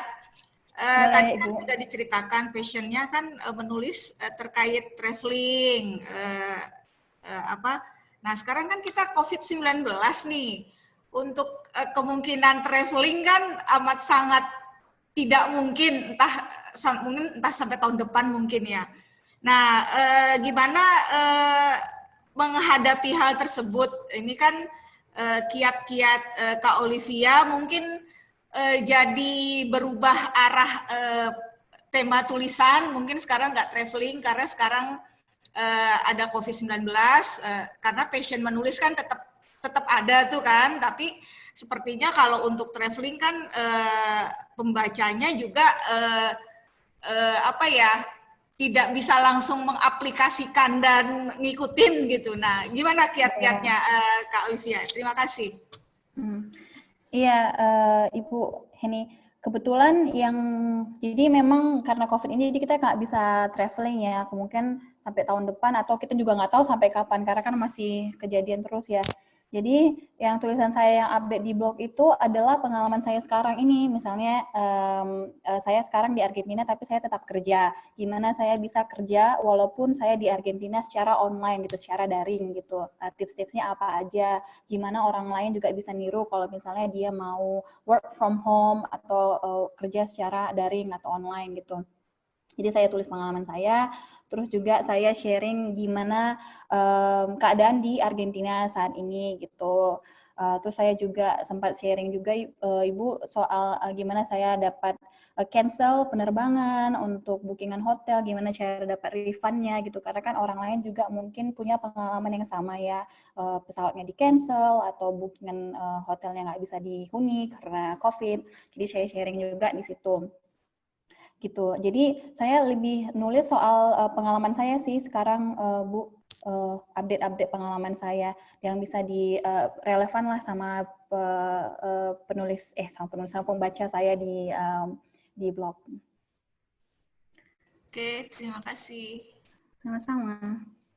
Ya, mungkin dari Satpol Tanjung. Oh ini, iya sih, gimana? Mau nanya dong sama Kak Olivia. Ya. Halo Kak, selamat malam. Selamat malam. Yesi, gimana? Kak mau berbagi pengalaman dong tentang buku Kakak. Apakah selama menulis itu sampai hingga terbit berapa lama? Terus apakah ada penolakan dari pihak penerbit? Kalau ada penolakan itu ada perbaikan nggak sih Kak? atau ada beberapa penerbit yang Kakak ajukan hingga terbit buku itu gitu Kak? Ya. Terima kasih Kak. Ya, terima kasih pertanyaannya ya. Ini menarik nih soal penerbitan. Memang kalau nulis buku itu sebenarnya nuliskan buku itu satu hal ya, nerbitkan itu hal yang lainnya lagi. Jadi kayak beda, dua hal yang berbeda. Jadi untuk yang proses penulisan saya itu untuk bukunya memang nggak terlalu lama, 8 bulan. Yang buku pertama traveling aja dulu. Nah, waktu itu saya nggak ada kontak untuk penerbit, nggak tahu siapa yang bakal nerbitkan. Nulis aja dulu intinya. Jadi tulis dulu, nantilah mikirin soal nerbitannya. Nah, waktu itu saya sudah selesai nulis bukunya, langsung saya list buat daftar penerbit itu siapa aja penerbit yang ada di Indonesia yang mau nerbitkan kira-kiranya. Terus saya list gitu. Saya kirim secara bersamaan semua draft, bukan draft ya sih, naskah yang sudah saya selesaikan. Saya kirim bersamaan, dan memang ada beberapa yang menolak, tapi pada saat itu ternyata Gramedia sudah menerima. Jadi walaupun ditolak sama penerbit yang lain, saya ya nggak apa-apa karena Gramedia sudah terima juga gitu. Jadi saya nggak bermasalah dengan penolakan itu gitu. Jadi waktu itu intinya ya dikirim aja ke semua penerbit yang menerima. Kalau ada yang menerima ya udah bagus gitu. Walaupun plan kedua saya waktu itu adalah kalau nggak diterima saya mau ke independent publisher. Jadi mungkin ada teman-teman yang tahu di sini independent publisher itu artinya bukan penerbit kayak Gramedia yang kita dicetak banyak terus dikirim ke toko-toko besar gitu, toko-toko buku besar. Itu diterbitkan, kalau independent publisher itu diterbitkan sedikit, misalnya 100, 200, terus kita yang bantu untuk marketing, kita yang bantu untuk jual-jualan gitu ke teman-teman kita, atau ke network kita lah intinya, jadi nggak diproduksi secara massal gitu. Ya, itu aja. Oh ya, kalau mau penerbitan yang kedua juga, itu sama Diva Publisher, nggak terlalu ribet sih, saya submit ke mereka. Waktu itu juga sama, saya coba untuk beberapa penerbit, terus ada yang nggak dibalas, bukan penolakan, tapi nggak dibalas, nggak direspon aja gitu. Terus untuk yang penerbit Diva Publisher yang di Jogja ini kebetulan balas, terus langsung dikirimkan ke bagian editorial mereka untuk di-review dan diterbitkan sebulan setelah saya kirim gitu. Jadi lumayan cepat prosesnya. Yuda mau tanya dong, boleh? Iya, Bapak. Silakan Pak Trisna. Halo Olivia, apa kabar? Halo Pak Trisna, kabar baik. Selamat malam. Terima kasih banyak loh sudah mau bergabung dan join. Exceptional sekali ya ceritanya, dan makanya mungkin kita nggak salah nih pilih, kayaknya Olivia the whole package nih. Semua pengalaman, terus cerita tentang nulis, dan blog. Kayaknya semua lengkap nih. Makasih banyak loh Olivia atas sharing ilmunya. Dari kita makasih banyak loh udah nyempetin waktu. Mungkin di sana juga udah jam malam ya, tapi masih sempat bisa online webinar dengan kita ya. Mungkin saya juga makanya saya pengen nampilkan Olivia karena kayaknya bagus juga buat teman-teman jadi inspirasi gitu loh. Kayaknya inspire banget nih cerita-ceritanya dan lain-lainnya. Semoga teman-teman lain juga bisa terinspirasi nih oleh cerita dan life journey-nya Olivia ya. Mudah-mudahan bisa. Oh, terus saya mau nanya dong, Liv, terkait ini. Kalau kamu misalkan nulis nih, setiap kali nulis itu, kadang mungkin ada yang procrastinate ya. Apakah kamu biasanya nulis tuh biasanya di akhir, apa misalnya per journey itu kamu ada tulis gimana, atau untuk biar supaya bisa pas di akhir itu kamu dapat poinnya itu gimana sih, tips-tipsnya gitu loh. Karena kadang-kadang mungkin kayaknya saya rata-rata biasanya nulis tuh biasanya pas di akhir aja. Kadang-kadang mungkin ada poin yang nggak keinget atau lupa tercecernya itu ya. Nah, kamu gimana sih tipsnya untuk misalkan nulis tapi di akhir itu bisa lengkap gitu loh, jadi runtut gini tuh ya. Thank you ya. Ya, terima kasih Pak Trisna diundang ke acara ini, senang banget bisa berbagi apalagi sama anak-anak teman-teman milenial khususnya. pengalaman gue. Semoga bisa menginspirasi teman-teman semuanya untuk dapatkan beasiswa, untuk mengejar mimpi, untuk menulis, dan sebagainya. Nah, kalau yang tadi Bapak bilang untuk bisa melengkapi artikel atau tulisan kita bisa melengkapi itu lagi Pak, kembali ke poin tadi yang saya bilang, saya tuh suka journaling, jadi suka nulis-nulis gitu. Jadi setiap hari memang saya tulis, setiap malam sebelum saya tidur itu saya ada jurnal di samping tempat tidur itu saya tulis kira-kira hari ini apa ya pengalaman yang indah atau intisari kehidupan yang saya dapatkan hari ini atau hal yang tidak ingin saya lupakan lah saya tulis di situ. Terus juga kalau saya di jalan, misalnya dapat inspirasi, kan kalau kita travel itu kita suka dapat inspirasi atau dimanapun suka dapat inspirasi aja gitu kan, tiba-tiba datang. Nah itu saya biasanya di handphone itu saya tulis di note gitu ada poin-poinnya, saya menulis ini soal ini karena saya merasa ini akan bisa di-sharing ke teman-teman. Ini saya ingin sharing gitu. Terus beberapa hari kemudian misalnya atau beberapa minggu kemudian saya lihat lagi catatan, oh iya ya, jadi saya remember, saya ingat kesan saya, perasaan saya waktu saya menulis ini gitu. Jadi dapat lagi ingatan-ingatan mengenai kenapa saya menuliskan hal ini gitu. Dan selain itu juga pada saat saya menulis artikel, biasanya saya cross check, jadi double check gitu. Saya udah tulis nih artikelnya, saya diamin, saya nggak bakal langsung publish hari itu aja. Biasanya saya diamin sehari 2 hari, terus saya coba baca lagi. Nanti ketemu nih poinnya, kayaknya ini kurang deh, kayaknya ini perlu mau ditambahin. Baru saya research lagi, saya Google lagi informasi di internet biar melengkapi informasi itu. Tuh, karena sama juga seperti menulis esai kalau di kuliahan, itu kan kita udah merasa kalau kita tulis 1 hari itu merasa kayak udah bagus banget nih. Tapi kalau kita diamin 1 hari 2 hari, terus kita baca lagi, koknya kayak ada yang kurang gitu. Jadi kita tambahin lagi gitu. Ya intinya itu journaling, nulis dimanapun. Kalau dapat inspirasi saya tulis saya buat note-nya di handphone kalau nggak ada buku. Terus juga saya research di internet dan saya double check. Jadi tulisan saya nggak langsung saya publish, tapi saya baca lagi. Ya. Oke, thank you Olivia. Terima kasih Pak. Ya. Izin Yuda.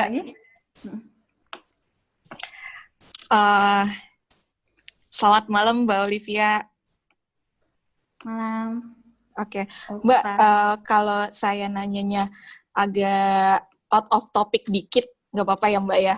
Tapi insya Allah nanti bisa dikorelasikan lah dengan yang telah Mbak sampaikan. Nah, tadi kan Mbak Olivia udah ngasih tahu pengalamannya tuh, salah satunya kan ke luar negeri untuk seminar, workshop, kompetisi gitu kan Mbak. Nah, saya yakin ada satu momen di mana Mbak Olive dikasih kesempatan untuk nge-take over stage, yang maksudnya ketika workshop misalnya atau ketika seminar diberi kesempatan untuk berbicara.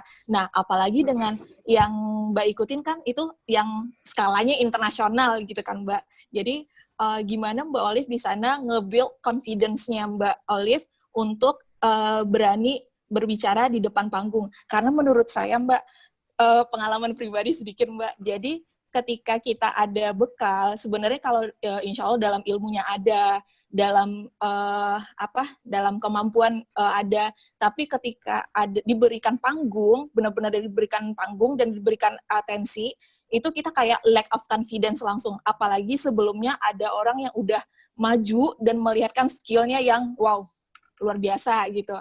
Nah, itu yang pertama Mbak, boleh langsung dihubungkan ya Mbak.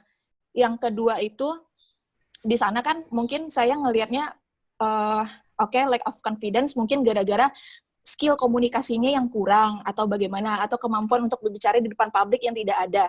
Nah, kemampuan komunikasi kita kan kalau dalam acara formal dan acara informal itu kan berbeda ya Mbak ya. Mungkin kalau berkomunikasi dengan teman-teman internasional secara informal gampang gitu, apalagi dengan kultur mereka yang sangat welcome, yang nyapa gitu. Nah, kalau communication skill itu sendiri, ketika komunikasi itu berpengaruh nggak Mbak dengan bagaimana kita mengeluarkan apa isi kepala kita untuk menulis. Sama halnya dengan kayak tadi kita dikasih stage itu, dalam menulis kan kadang kita punya ide, kadang kita punya bahan yang bisa dituangkan, tapi dalam menulis itu susah untuk mengeluarkan kata-kata yang harus kita gunakan untuk menulisnya. Makasih Mbak. Oke, iya. Terima kasih pertanyaannya untuk Octavia. Jadi untuk gimana tiba-tiba take over stage di wadah internasional ya nah kalau itu di take over internasional. Nah saya kebetulan memang orangnya suka on the stage ya, jadi nggak masalah kalau misalnya take over di wadah internasional. Karena kan personality orang beda-beda. Ada orang yang suka backstage, ada orang yang suka front stage. Jadi memang beda-beda. Tapi kalau memang kita harus disuruh untuk on stage, untuk presentasi dan sebagainya, intinya sama sih, harus persiapan kita mature ya, lengkap gimana caranya, kita udah latihan sebelumnya, ulang-ulang lagi. Itu sama waktu saya wawancara beasiswa, itu saya ulang-ulang lagi, udah kayak apa gitu di kamar sendiri, di cermin sendiri, ulang-ulang lagi supaya kelihatannya meyakinkan gitu. Bahkan saya minta tolong misalnya teman saya pura-pura menjadi pewawancaranya, jadi saya berusaha meyakinkan dia gitu. Jadi benar-benar kalau orang lain udah yakin, berarti juga whole stage itu udah bisa yakin gitu. Kalau teman saya udah bisa meyakinkan, saya bisa meyakinkan teman saya juga bisa meyakinkan the whole stage-nya gitu. Nah, kalau yang soal confidence itu menurut saya itu beda lagi, yaitu gimana caranya kita bisa menanamkan mindset dalam pikiran kita kalau memang apa yang kita katakan itu bagus, apa yang kita katakan itu benar gitu. Karena belum tentu apa ya. Jadi kayak yang penting pertama kali itu udah yakin aja, udah percaya diri aja. Kalau kita bisa percaya diri, orang itu bisa merasakan auranya, energinya gitu. Jadi yang penting kita yakin apa yang kita katakan, pasti orang lain juga bisa mendapatkan terpersuasif gitu, bisa yakin juga dengan apa yang kita katakan gitu. Walaupun misalnya memang ada beberapa hal yang kita perlu klarifikasi lagi, yang penting pede dulu gitu. Jadi orang bisa udah yakin. Terus kalau yang untuk menulis itu lebih memang ada yang gimana ya, kita memang harus lebih latihan lagi untuk menulis. Menulis kan yang saya bilang tadi itu lebih kayak muscle ya, jadi kayak otot. Semakin kita sering menulis, semakin kita bagus tulisannya. Jadi itu memang harus perlu latihan-latihan lagi untuk bisa menulis secara struktur dan secara bagus gitu. Ya sih nggak ada kayak bullet, kayak nggak ada kayak apa ya shortcutnya. Yang penting memang harus latihan lagi untuk menulis. Kita coba berbagai macam tulisan-tulisan, kasih tunjuk ke orang opininya gimana, terus nanti kita coba edit lagi tulisan kita. Karena saya juga waktu menulis nggak semua tiba-tiba waktu tulisan pertama orang muji-muji gitu, nggak gitu. Jadi kayak tulisan pertama saya yang waktu remaja lah istilahnya, saya mau kirim ke majalah, saya tunjukkan ke teman-teman, semua orang waktu itu kayak, ih tulisannya apa sih, kok jelek, kok kayaknya klise gitu-gitu, tapi nggak menyerah gitu. Berarti memang harus ada yang diperbaiki, berarti itu feedback yang bagus dari saya untuk bisa membuat tulisan yang lebih bagus lagi gitu. Mungkin kalau untuk take over stage juga jam terbang juga berpengaruh kali ya Mbak ya, untuk kebiasaan di depan kali ya gitu ya. Iya, itu kayak juga, muscle tadi ya. Kan, iya benar-benar. Kayak itu kan bisa karena biasa ya intinya. Oke. Makasih Mbak. Sama-sama. Iya, banyak banget nih kayaknya yang pada mau tanya, cuman dari saya sendiri saya batasin 2 lagi. Setelah ini masih ada pertanyaan dari Kak Putri. Kak Putri, kami persilahkan.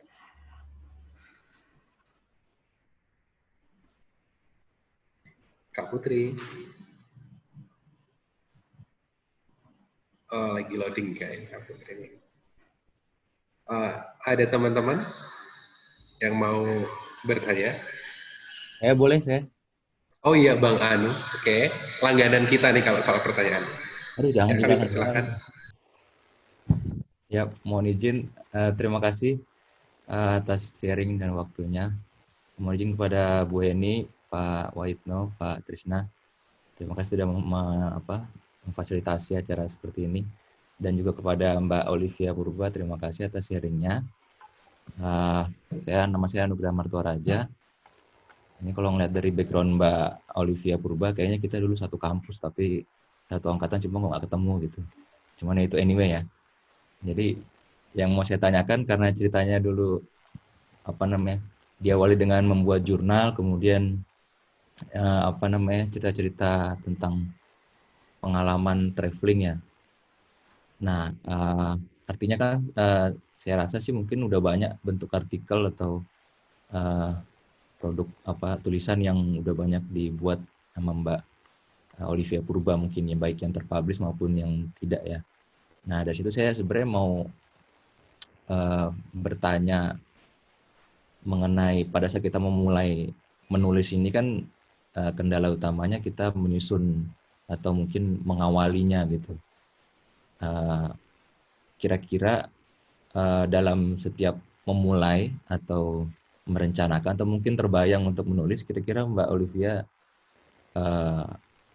membuat kerangka dulu nggak sih, atau mungkin ada trik sendiri gitu sehingga nulis tuh udah kayak lancar gitu aja gitu? Apakah memang membuat kerangka sendiri, dan kalau iya, kira-kira untuk membuat artikel itu dalam menyusun kerangka berpikir atau kerangka penulisan kita itu yang paling sederhana, kira-kira tips and triknya seperti apa sih gitu.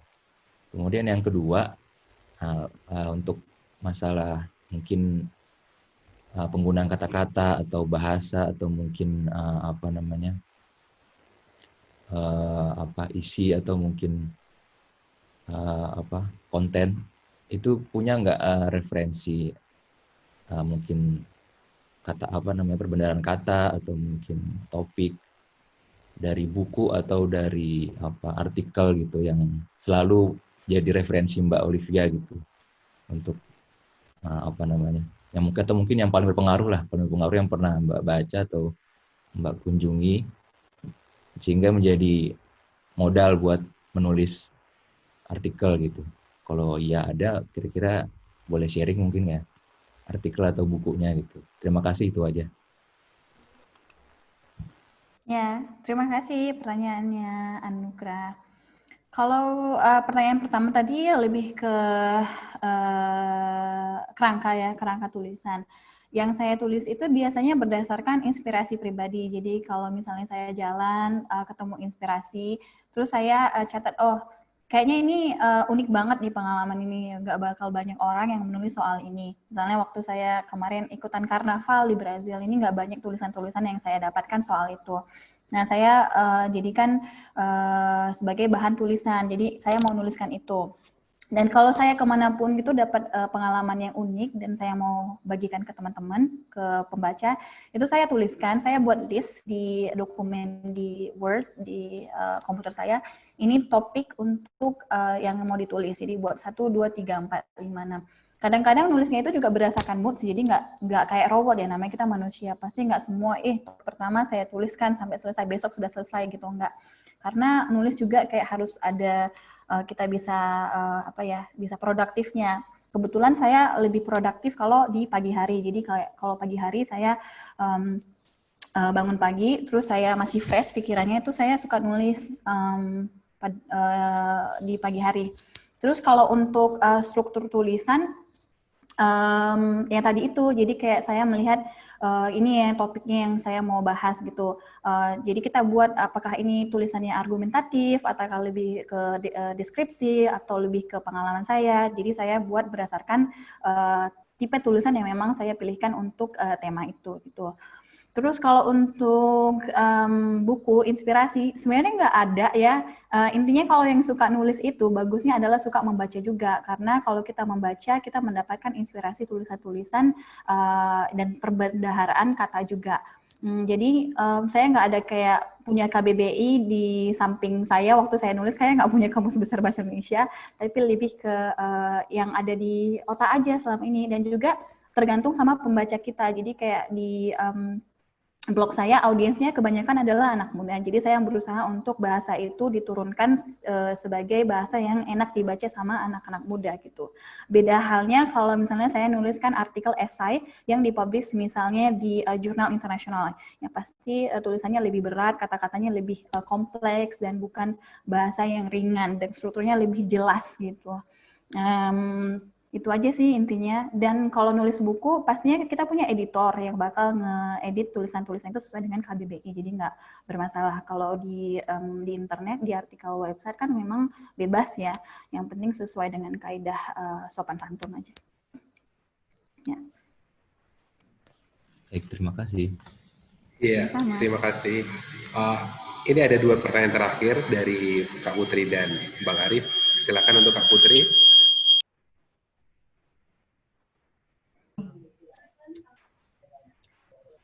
Selamat pagi Kak Olivia. Sekarang di sana sudah pagi ya Kak? Iya, udah pagi, udah jam 1, hampir jam 1. Semangat Kak.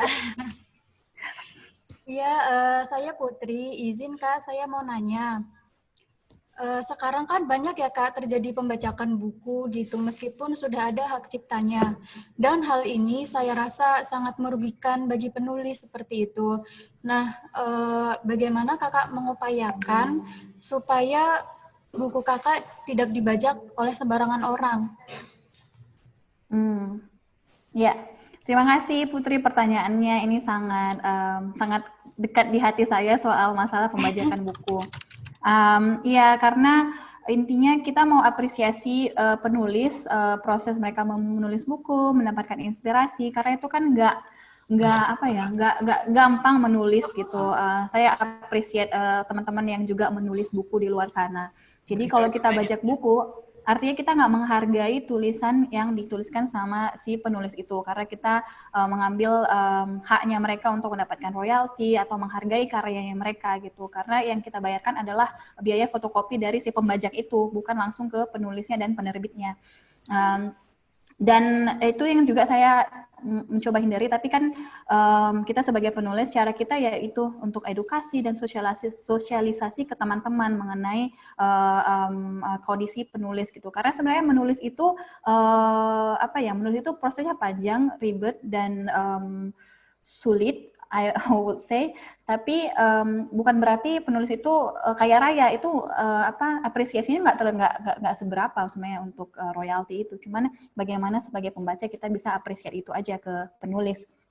Terus juga saya usahakan misalnya nih saya punya buku, saya nggak mau untuk membagikan PDF-nya, karena kan kalau misalnya dikasihkan PDF-nya artinya orang bisa men-sharing di WhatsApp atau di di sosial media dan lain sebagainya, kan orang bisa baca dan nggak ambil buku hard copy-nya gitu. Walaupun misalnya nggak hard copy, ada soft copy yang kamu bisa download di Gramedia. Tulisan saya dipublikasikan di Gramedia, kamu bisa download secara resmi dari Gramedia gitu. Jadi selain kita mengedukasi pembaca soal bagaimana caranya supaya tidak membajak buku, kita juga tidak mendukung proses itu dengan tidak membagikan PDF buku-buku kita gitu. Dan terima kasih sudah menanyakan hal ini, karena saya juga sangat concern sama soal isu itu untuk para penulis di seluruh dunia lah.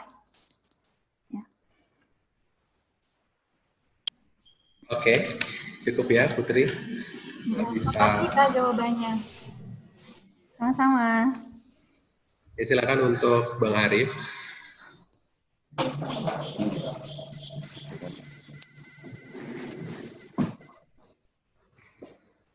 Tes, kedengaran nggak suaranya? Ya, kedengaran. Oke, selamat sore Mbak. Ini ada beberapa pertanyaan sih, saya mau konfirmasi. Tadi kan saya dengar katanya Mbak sempat mengirimkan tulisan itu ke beberapa penerbit langsung ya Mbak ya. Nah ini saya kan pernah ngirim tulisan, tapi saya cuma baca dari artikel sih Mbak, katanya kalau kita ngirim ke beberapa penerbit langsung itu akan berbahaya ketika ada 2 penerbit menerima tulisan kita secara bersamaan gitu. Katanya kalau salah satu kita tolak, kita akan di blacklist sama penerbit tersebut kan ya. Itu saya konfirmasi, saya belum pernah ngobrol sama penulis, saya cuma baca dari artikel aja. Itu pertanyaan pertama. Terus yang kedua, menurut Mbak Olive, lebih milih mana kalau kita nulis itu yang kita minat tapi gagal, atau yang kita nggak terlalu minat tapi diterima terus gitu? Karena saya ada beberapa tulisan saya tulis itu selalu ditolak gitu Mbak. Saya pernah ke beberapa penerbit, itu selalu ditolak. Satu-satunya tulisan saya yang terbit itu cuma jurnal ilmiah aja gitu. Yang itu dulu deh Mbak pertanyaannya Mbak. Oke. Nah, kalau yang pertanyaan pertama, yang soal kalau misalnya dikirim ke 2 penerbit, terus penerbit pertama itu kita nggak ambil, bakal di-ban, kayaknya itu hoax deh. Saya soalnya nggak pernah dengar soal itu, dan menurut saya pribadi, kalau asalkan kita nggak tanda tangan ke 2 penerbit, terus kita cancel 1, itu nggak masalah. Karena jadi prosesnya adalah setelah kita diterima, kan mereka bakal ngasih offer, tawaran. Apakah setuju dengan harga segini, dengan ketebalannya segini, nanti si editornya si ini, dan lain sebagainya. Nanti kan kita yang memutuskan apakah mau menerima atau enggak, apa harganya kemahalan atau enggak. Kan itu keputusan kita. Sama aja kayak kerjaan, kita apply banyak, terus misalnya kita dapat tawaran 2, ya kita tinggal pilih mau yang mana. Kalau misalnya 1 nggak mau, ya nggak apa-apa. Berarti kan memang nggak cocok aja gitu. Dan nggak meski tadi blacklist, karena kita belum tanda tangan apa-apa, kita belum ada persetujuan apa-apa gitu. Kecuali kalau memang udah tanda tangan dua-duanya, terus tiba-tiba lebih suka ke 1, berarti kan itu etika aja. Mereka bakal nggak senang gitu. Terus kalau yang kedua, soal senang tapi nggak diterima dan nggak senang berarti tapi diterima. Yang diterima itu tulisan jurnal ya. Tulisan jurnal kan aku juga nggak ketemu banyak orang yang suka nulis tulisan jurnal sih sebenarnya. Tapi menurut saya kalau misalnya nggak diterima tulisan yang suka, berarti memang harus diedit lagi kan. Berarti ada yang memang kurang pas di tulisan itu, yang kurang cocok sama si penerbitnya. Dan juga kalau misalnya penerbit itu nggak setuju sama hal itu, bisa aja ditanya kenapa kurang setuju. Biasanya Gramedia ada kok tim yang kasih feedbacknya kalau misalnya kita minta gitu ya. Dan juga penerbit lain kalau misalnya kita tanya aja gitu, kayak apa kira-kira yang kurang, gimana kita bisa improve, apa yang kita kira diperbaiki. Dan juga penerbit itu kan mereka punya target audiens sendiri. Jadi kayak tiap-tiap penerbit itu ada segmentasinya gitu. Jadi kalau misalnya kebetulan kamu kirim ke penulis yang memang tulisan kamu itu bukan ke segmen mereka yang mereka tuju, ya nggak masuk gitu. Jadi ditentukan aja dulu cocoknya ini penerbit yang mana. Kayak Alex Media, mereka lebih fokus ke tulisan yang IT atau yang edukasi misalnya, yang nggak masuk kalau misalnya kamu tulis tulisan soal novel romance gitu. Jadi ya disesuaikan aja.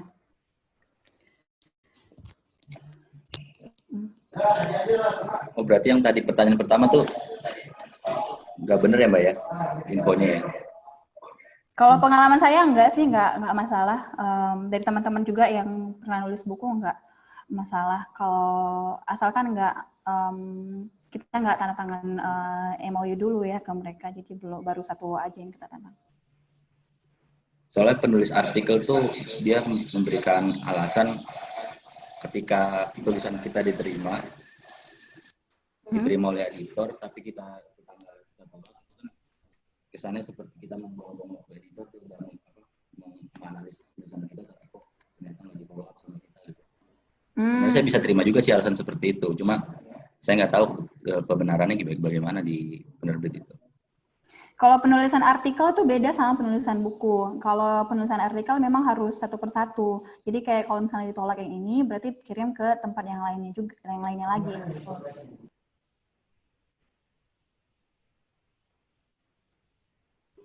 Iya, oke. Cukup ya, rekan-rekan. Oke, baik.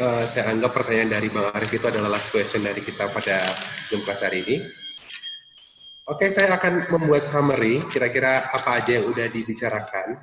Yang pertama, yaitu kalau teman-teman dan rekan-rekan mau membuat suatu artikel, pahami tema yang teman-teman angkat, lalu pahami tujuan dan pahami juga jenis artikel yang akan ditulis. Lalu yang kedua, mengenai SEO atau Search Engine Optimization, perlu diperhatikan bahwa keywords yang tepat itu sangat berpengaruh. Lalu, jangan pernah menggunakan artikel dari hasil plagiat, dan yang terakhir adalah gunakan plugin, contohnya Yoast SEO, gitu ya. Oke, kiranya sekian. acara Zoom kelas ini, harapan dari saya adalah semoga dengan adanya Zoom kelas ini timbul kemauan untuk menulis, dan kemauan itu bisa berguna dan bermanfaat bagi BLBC Medan, Bea Cukai maupun institusi kita Kementerian Keuangan. Oke, cukup sekian dari saya dan terima kasih dan besar apresiasi bagi kita untuk Kak Olive. Oke, acara saya kembalikan kepada MC, Saudara Astrid. Terima kasih. Baik, terima kasih kepada rekan Yuda.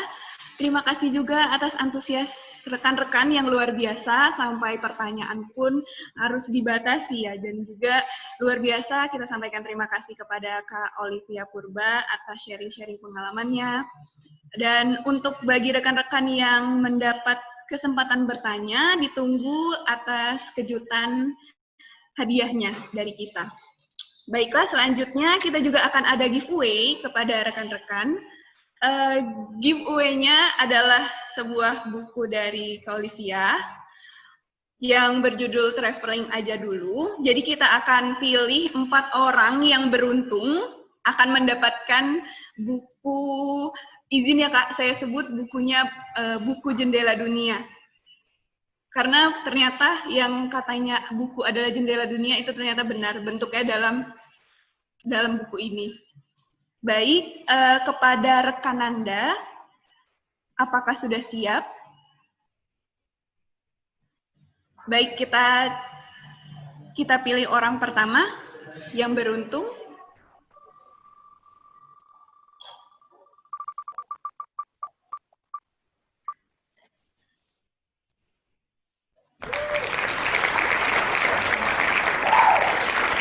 Baik, selamat. Makasih ya guys, makasih. Pada Nanda, mohon izin ini tidak ada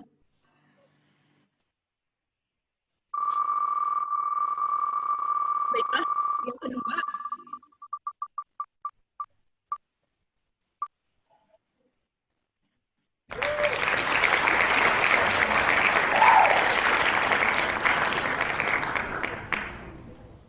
Yang kedua, saudari Alia, selamat. Baiklah, yang ketiga.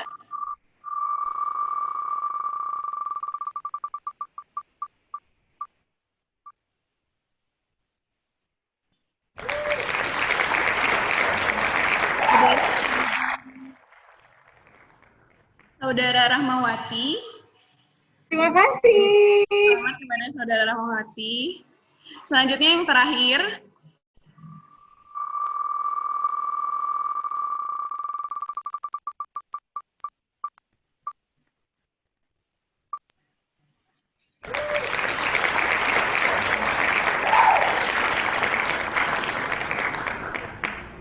Selamat kepada Saudara Alvira Naufal. Baik, terima kasih kepada rekan Anda. Bukunya akan segera dikirimkan ke tempat masing-masing ya. Untuk teman-teman yang belum beruntung, mungkin jangan bersedih karena bisa dapatkan bukunya di Gramedia terdekat. Atau buat teman-teman yang di Satpel mungkin nggak dekat dengan Gramedia, bisa pesan bukunya di e-commerce. Baik. Para hadirin yang berbahagia, tidak terasa kita sudah berada di penghujung acara pada hari ini. Tidak lupa kami ingatkan kepada Anda untuk selalu menjalankan protokol kesehatan pencegahan COVID-19 seperti memakai masker, mencuci tangan, serta menjalankan protokol pencegahan lainnya.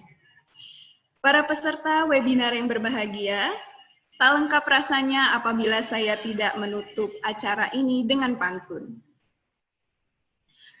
Si Ucok pergi ke Samosir, bawa buah tiung dari Brastagi. Tidak terasa acara sudah berakhir, sampai jumpa di kemudian hari. Terima kasih, wassalamualaikum warahmatullahi wabarakatuh.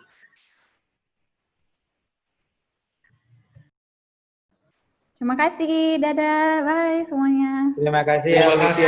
Thank you. Terima kasih banyak. Dan selamat malam.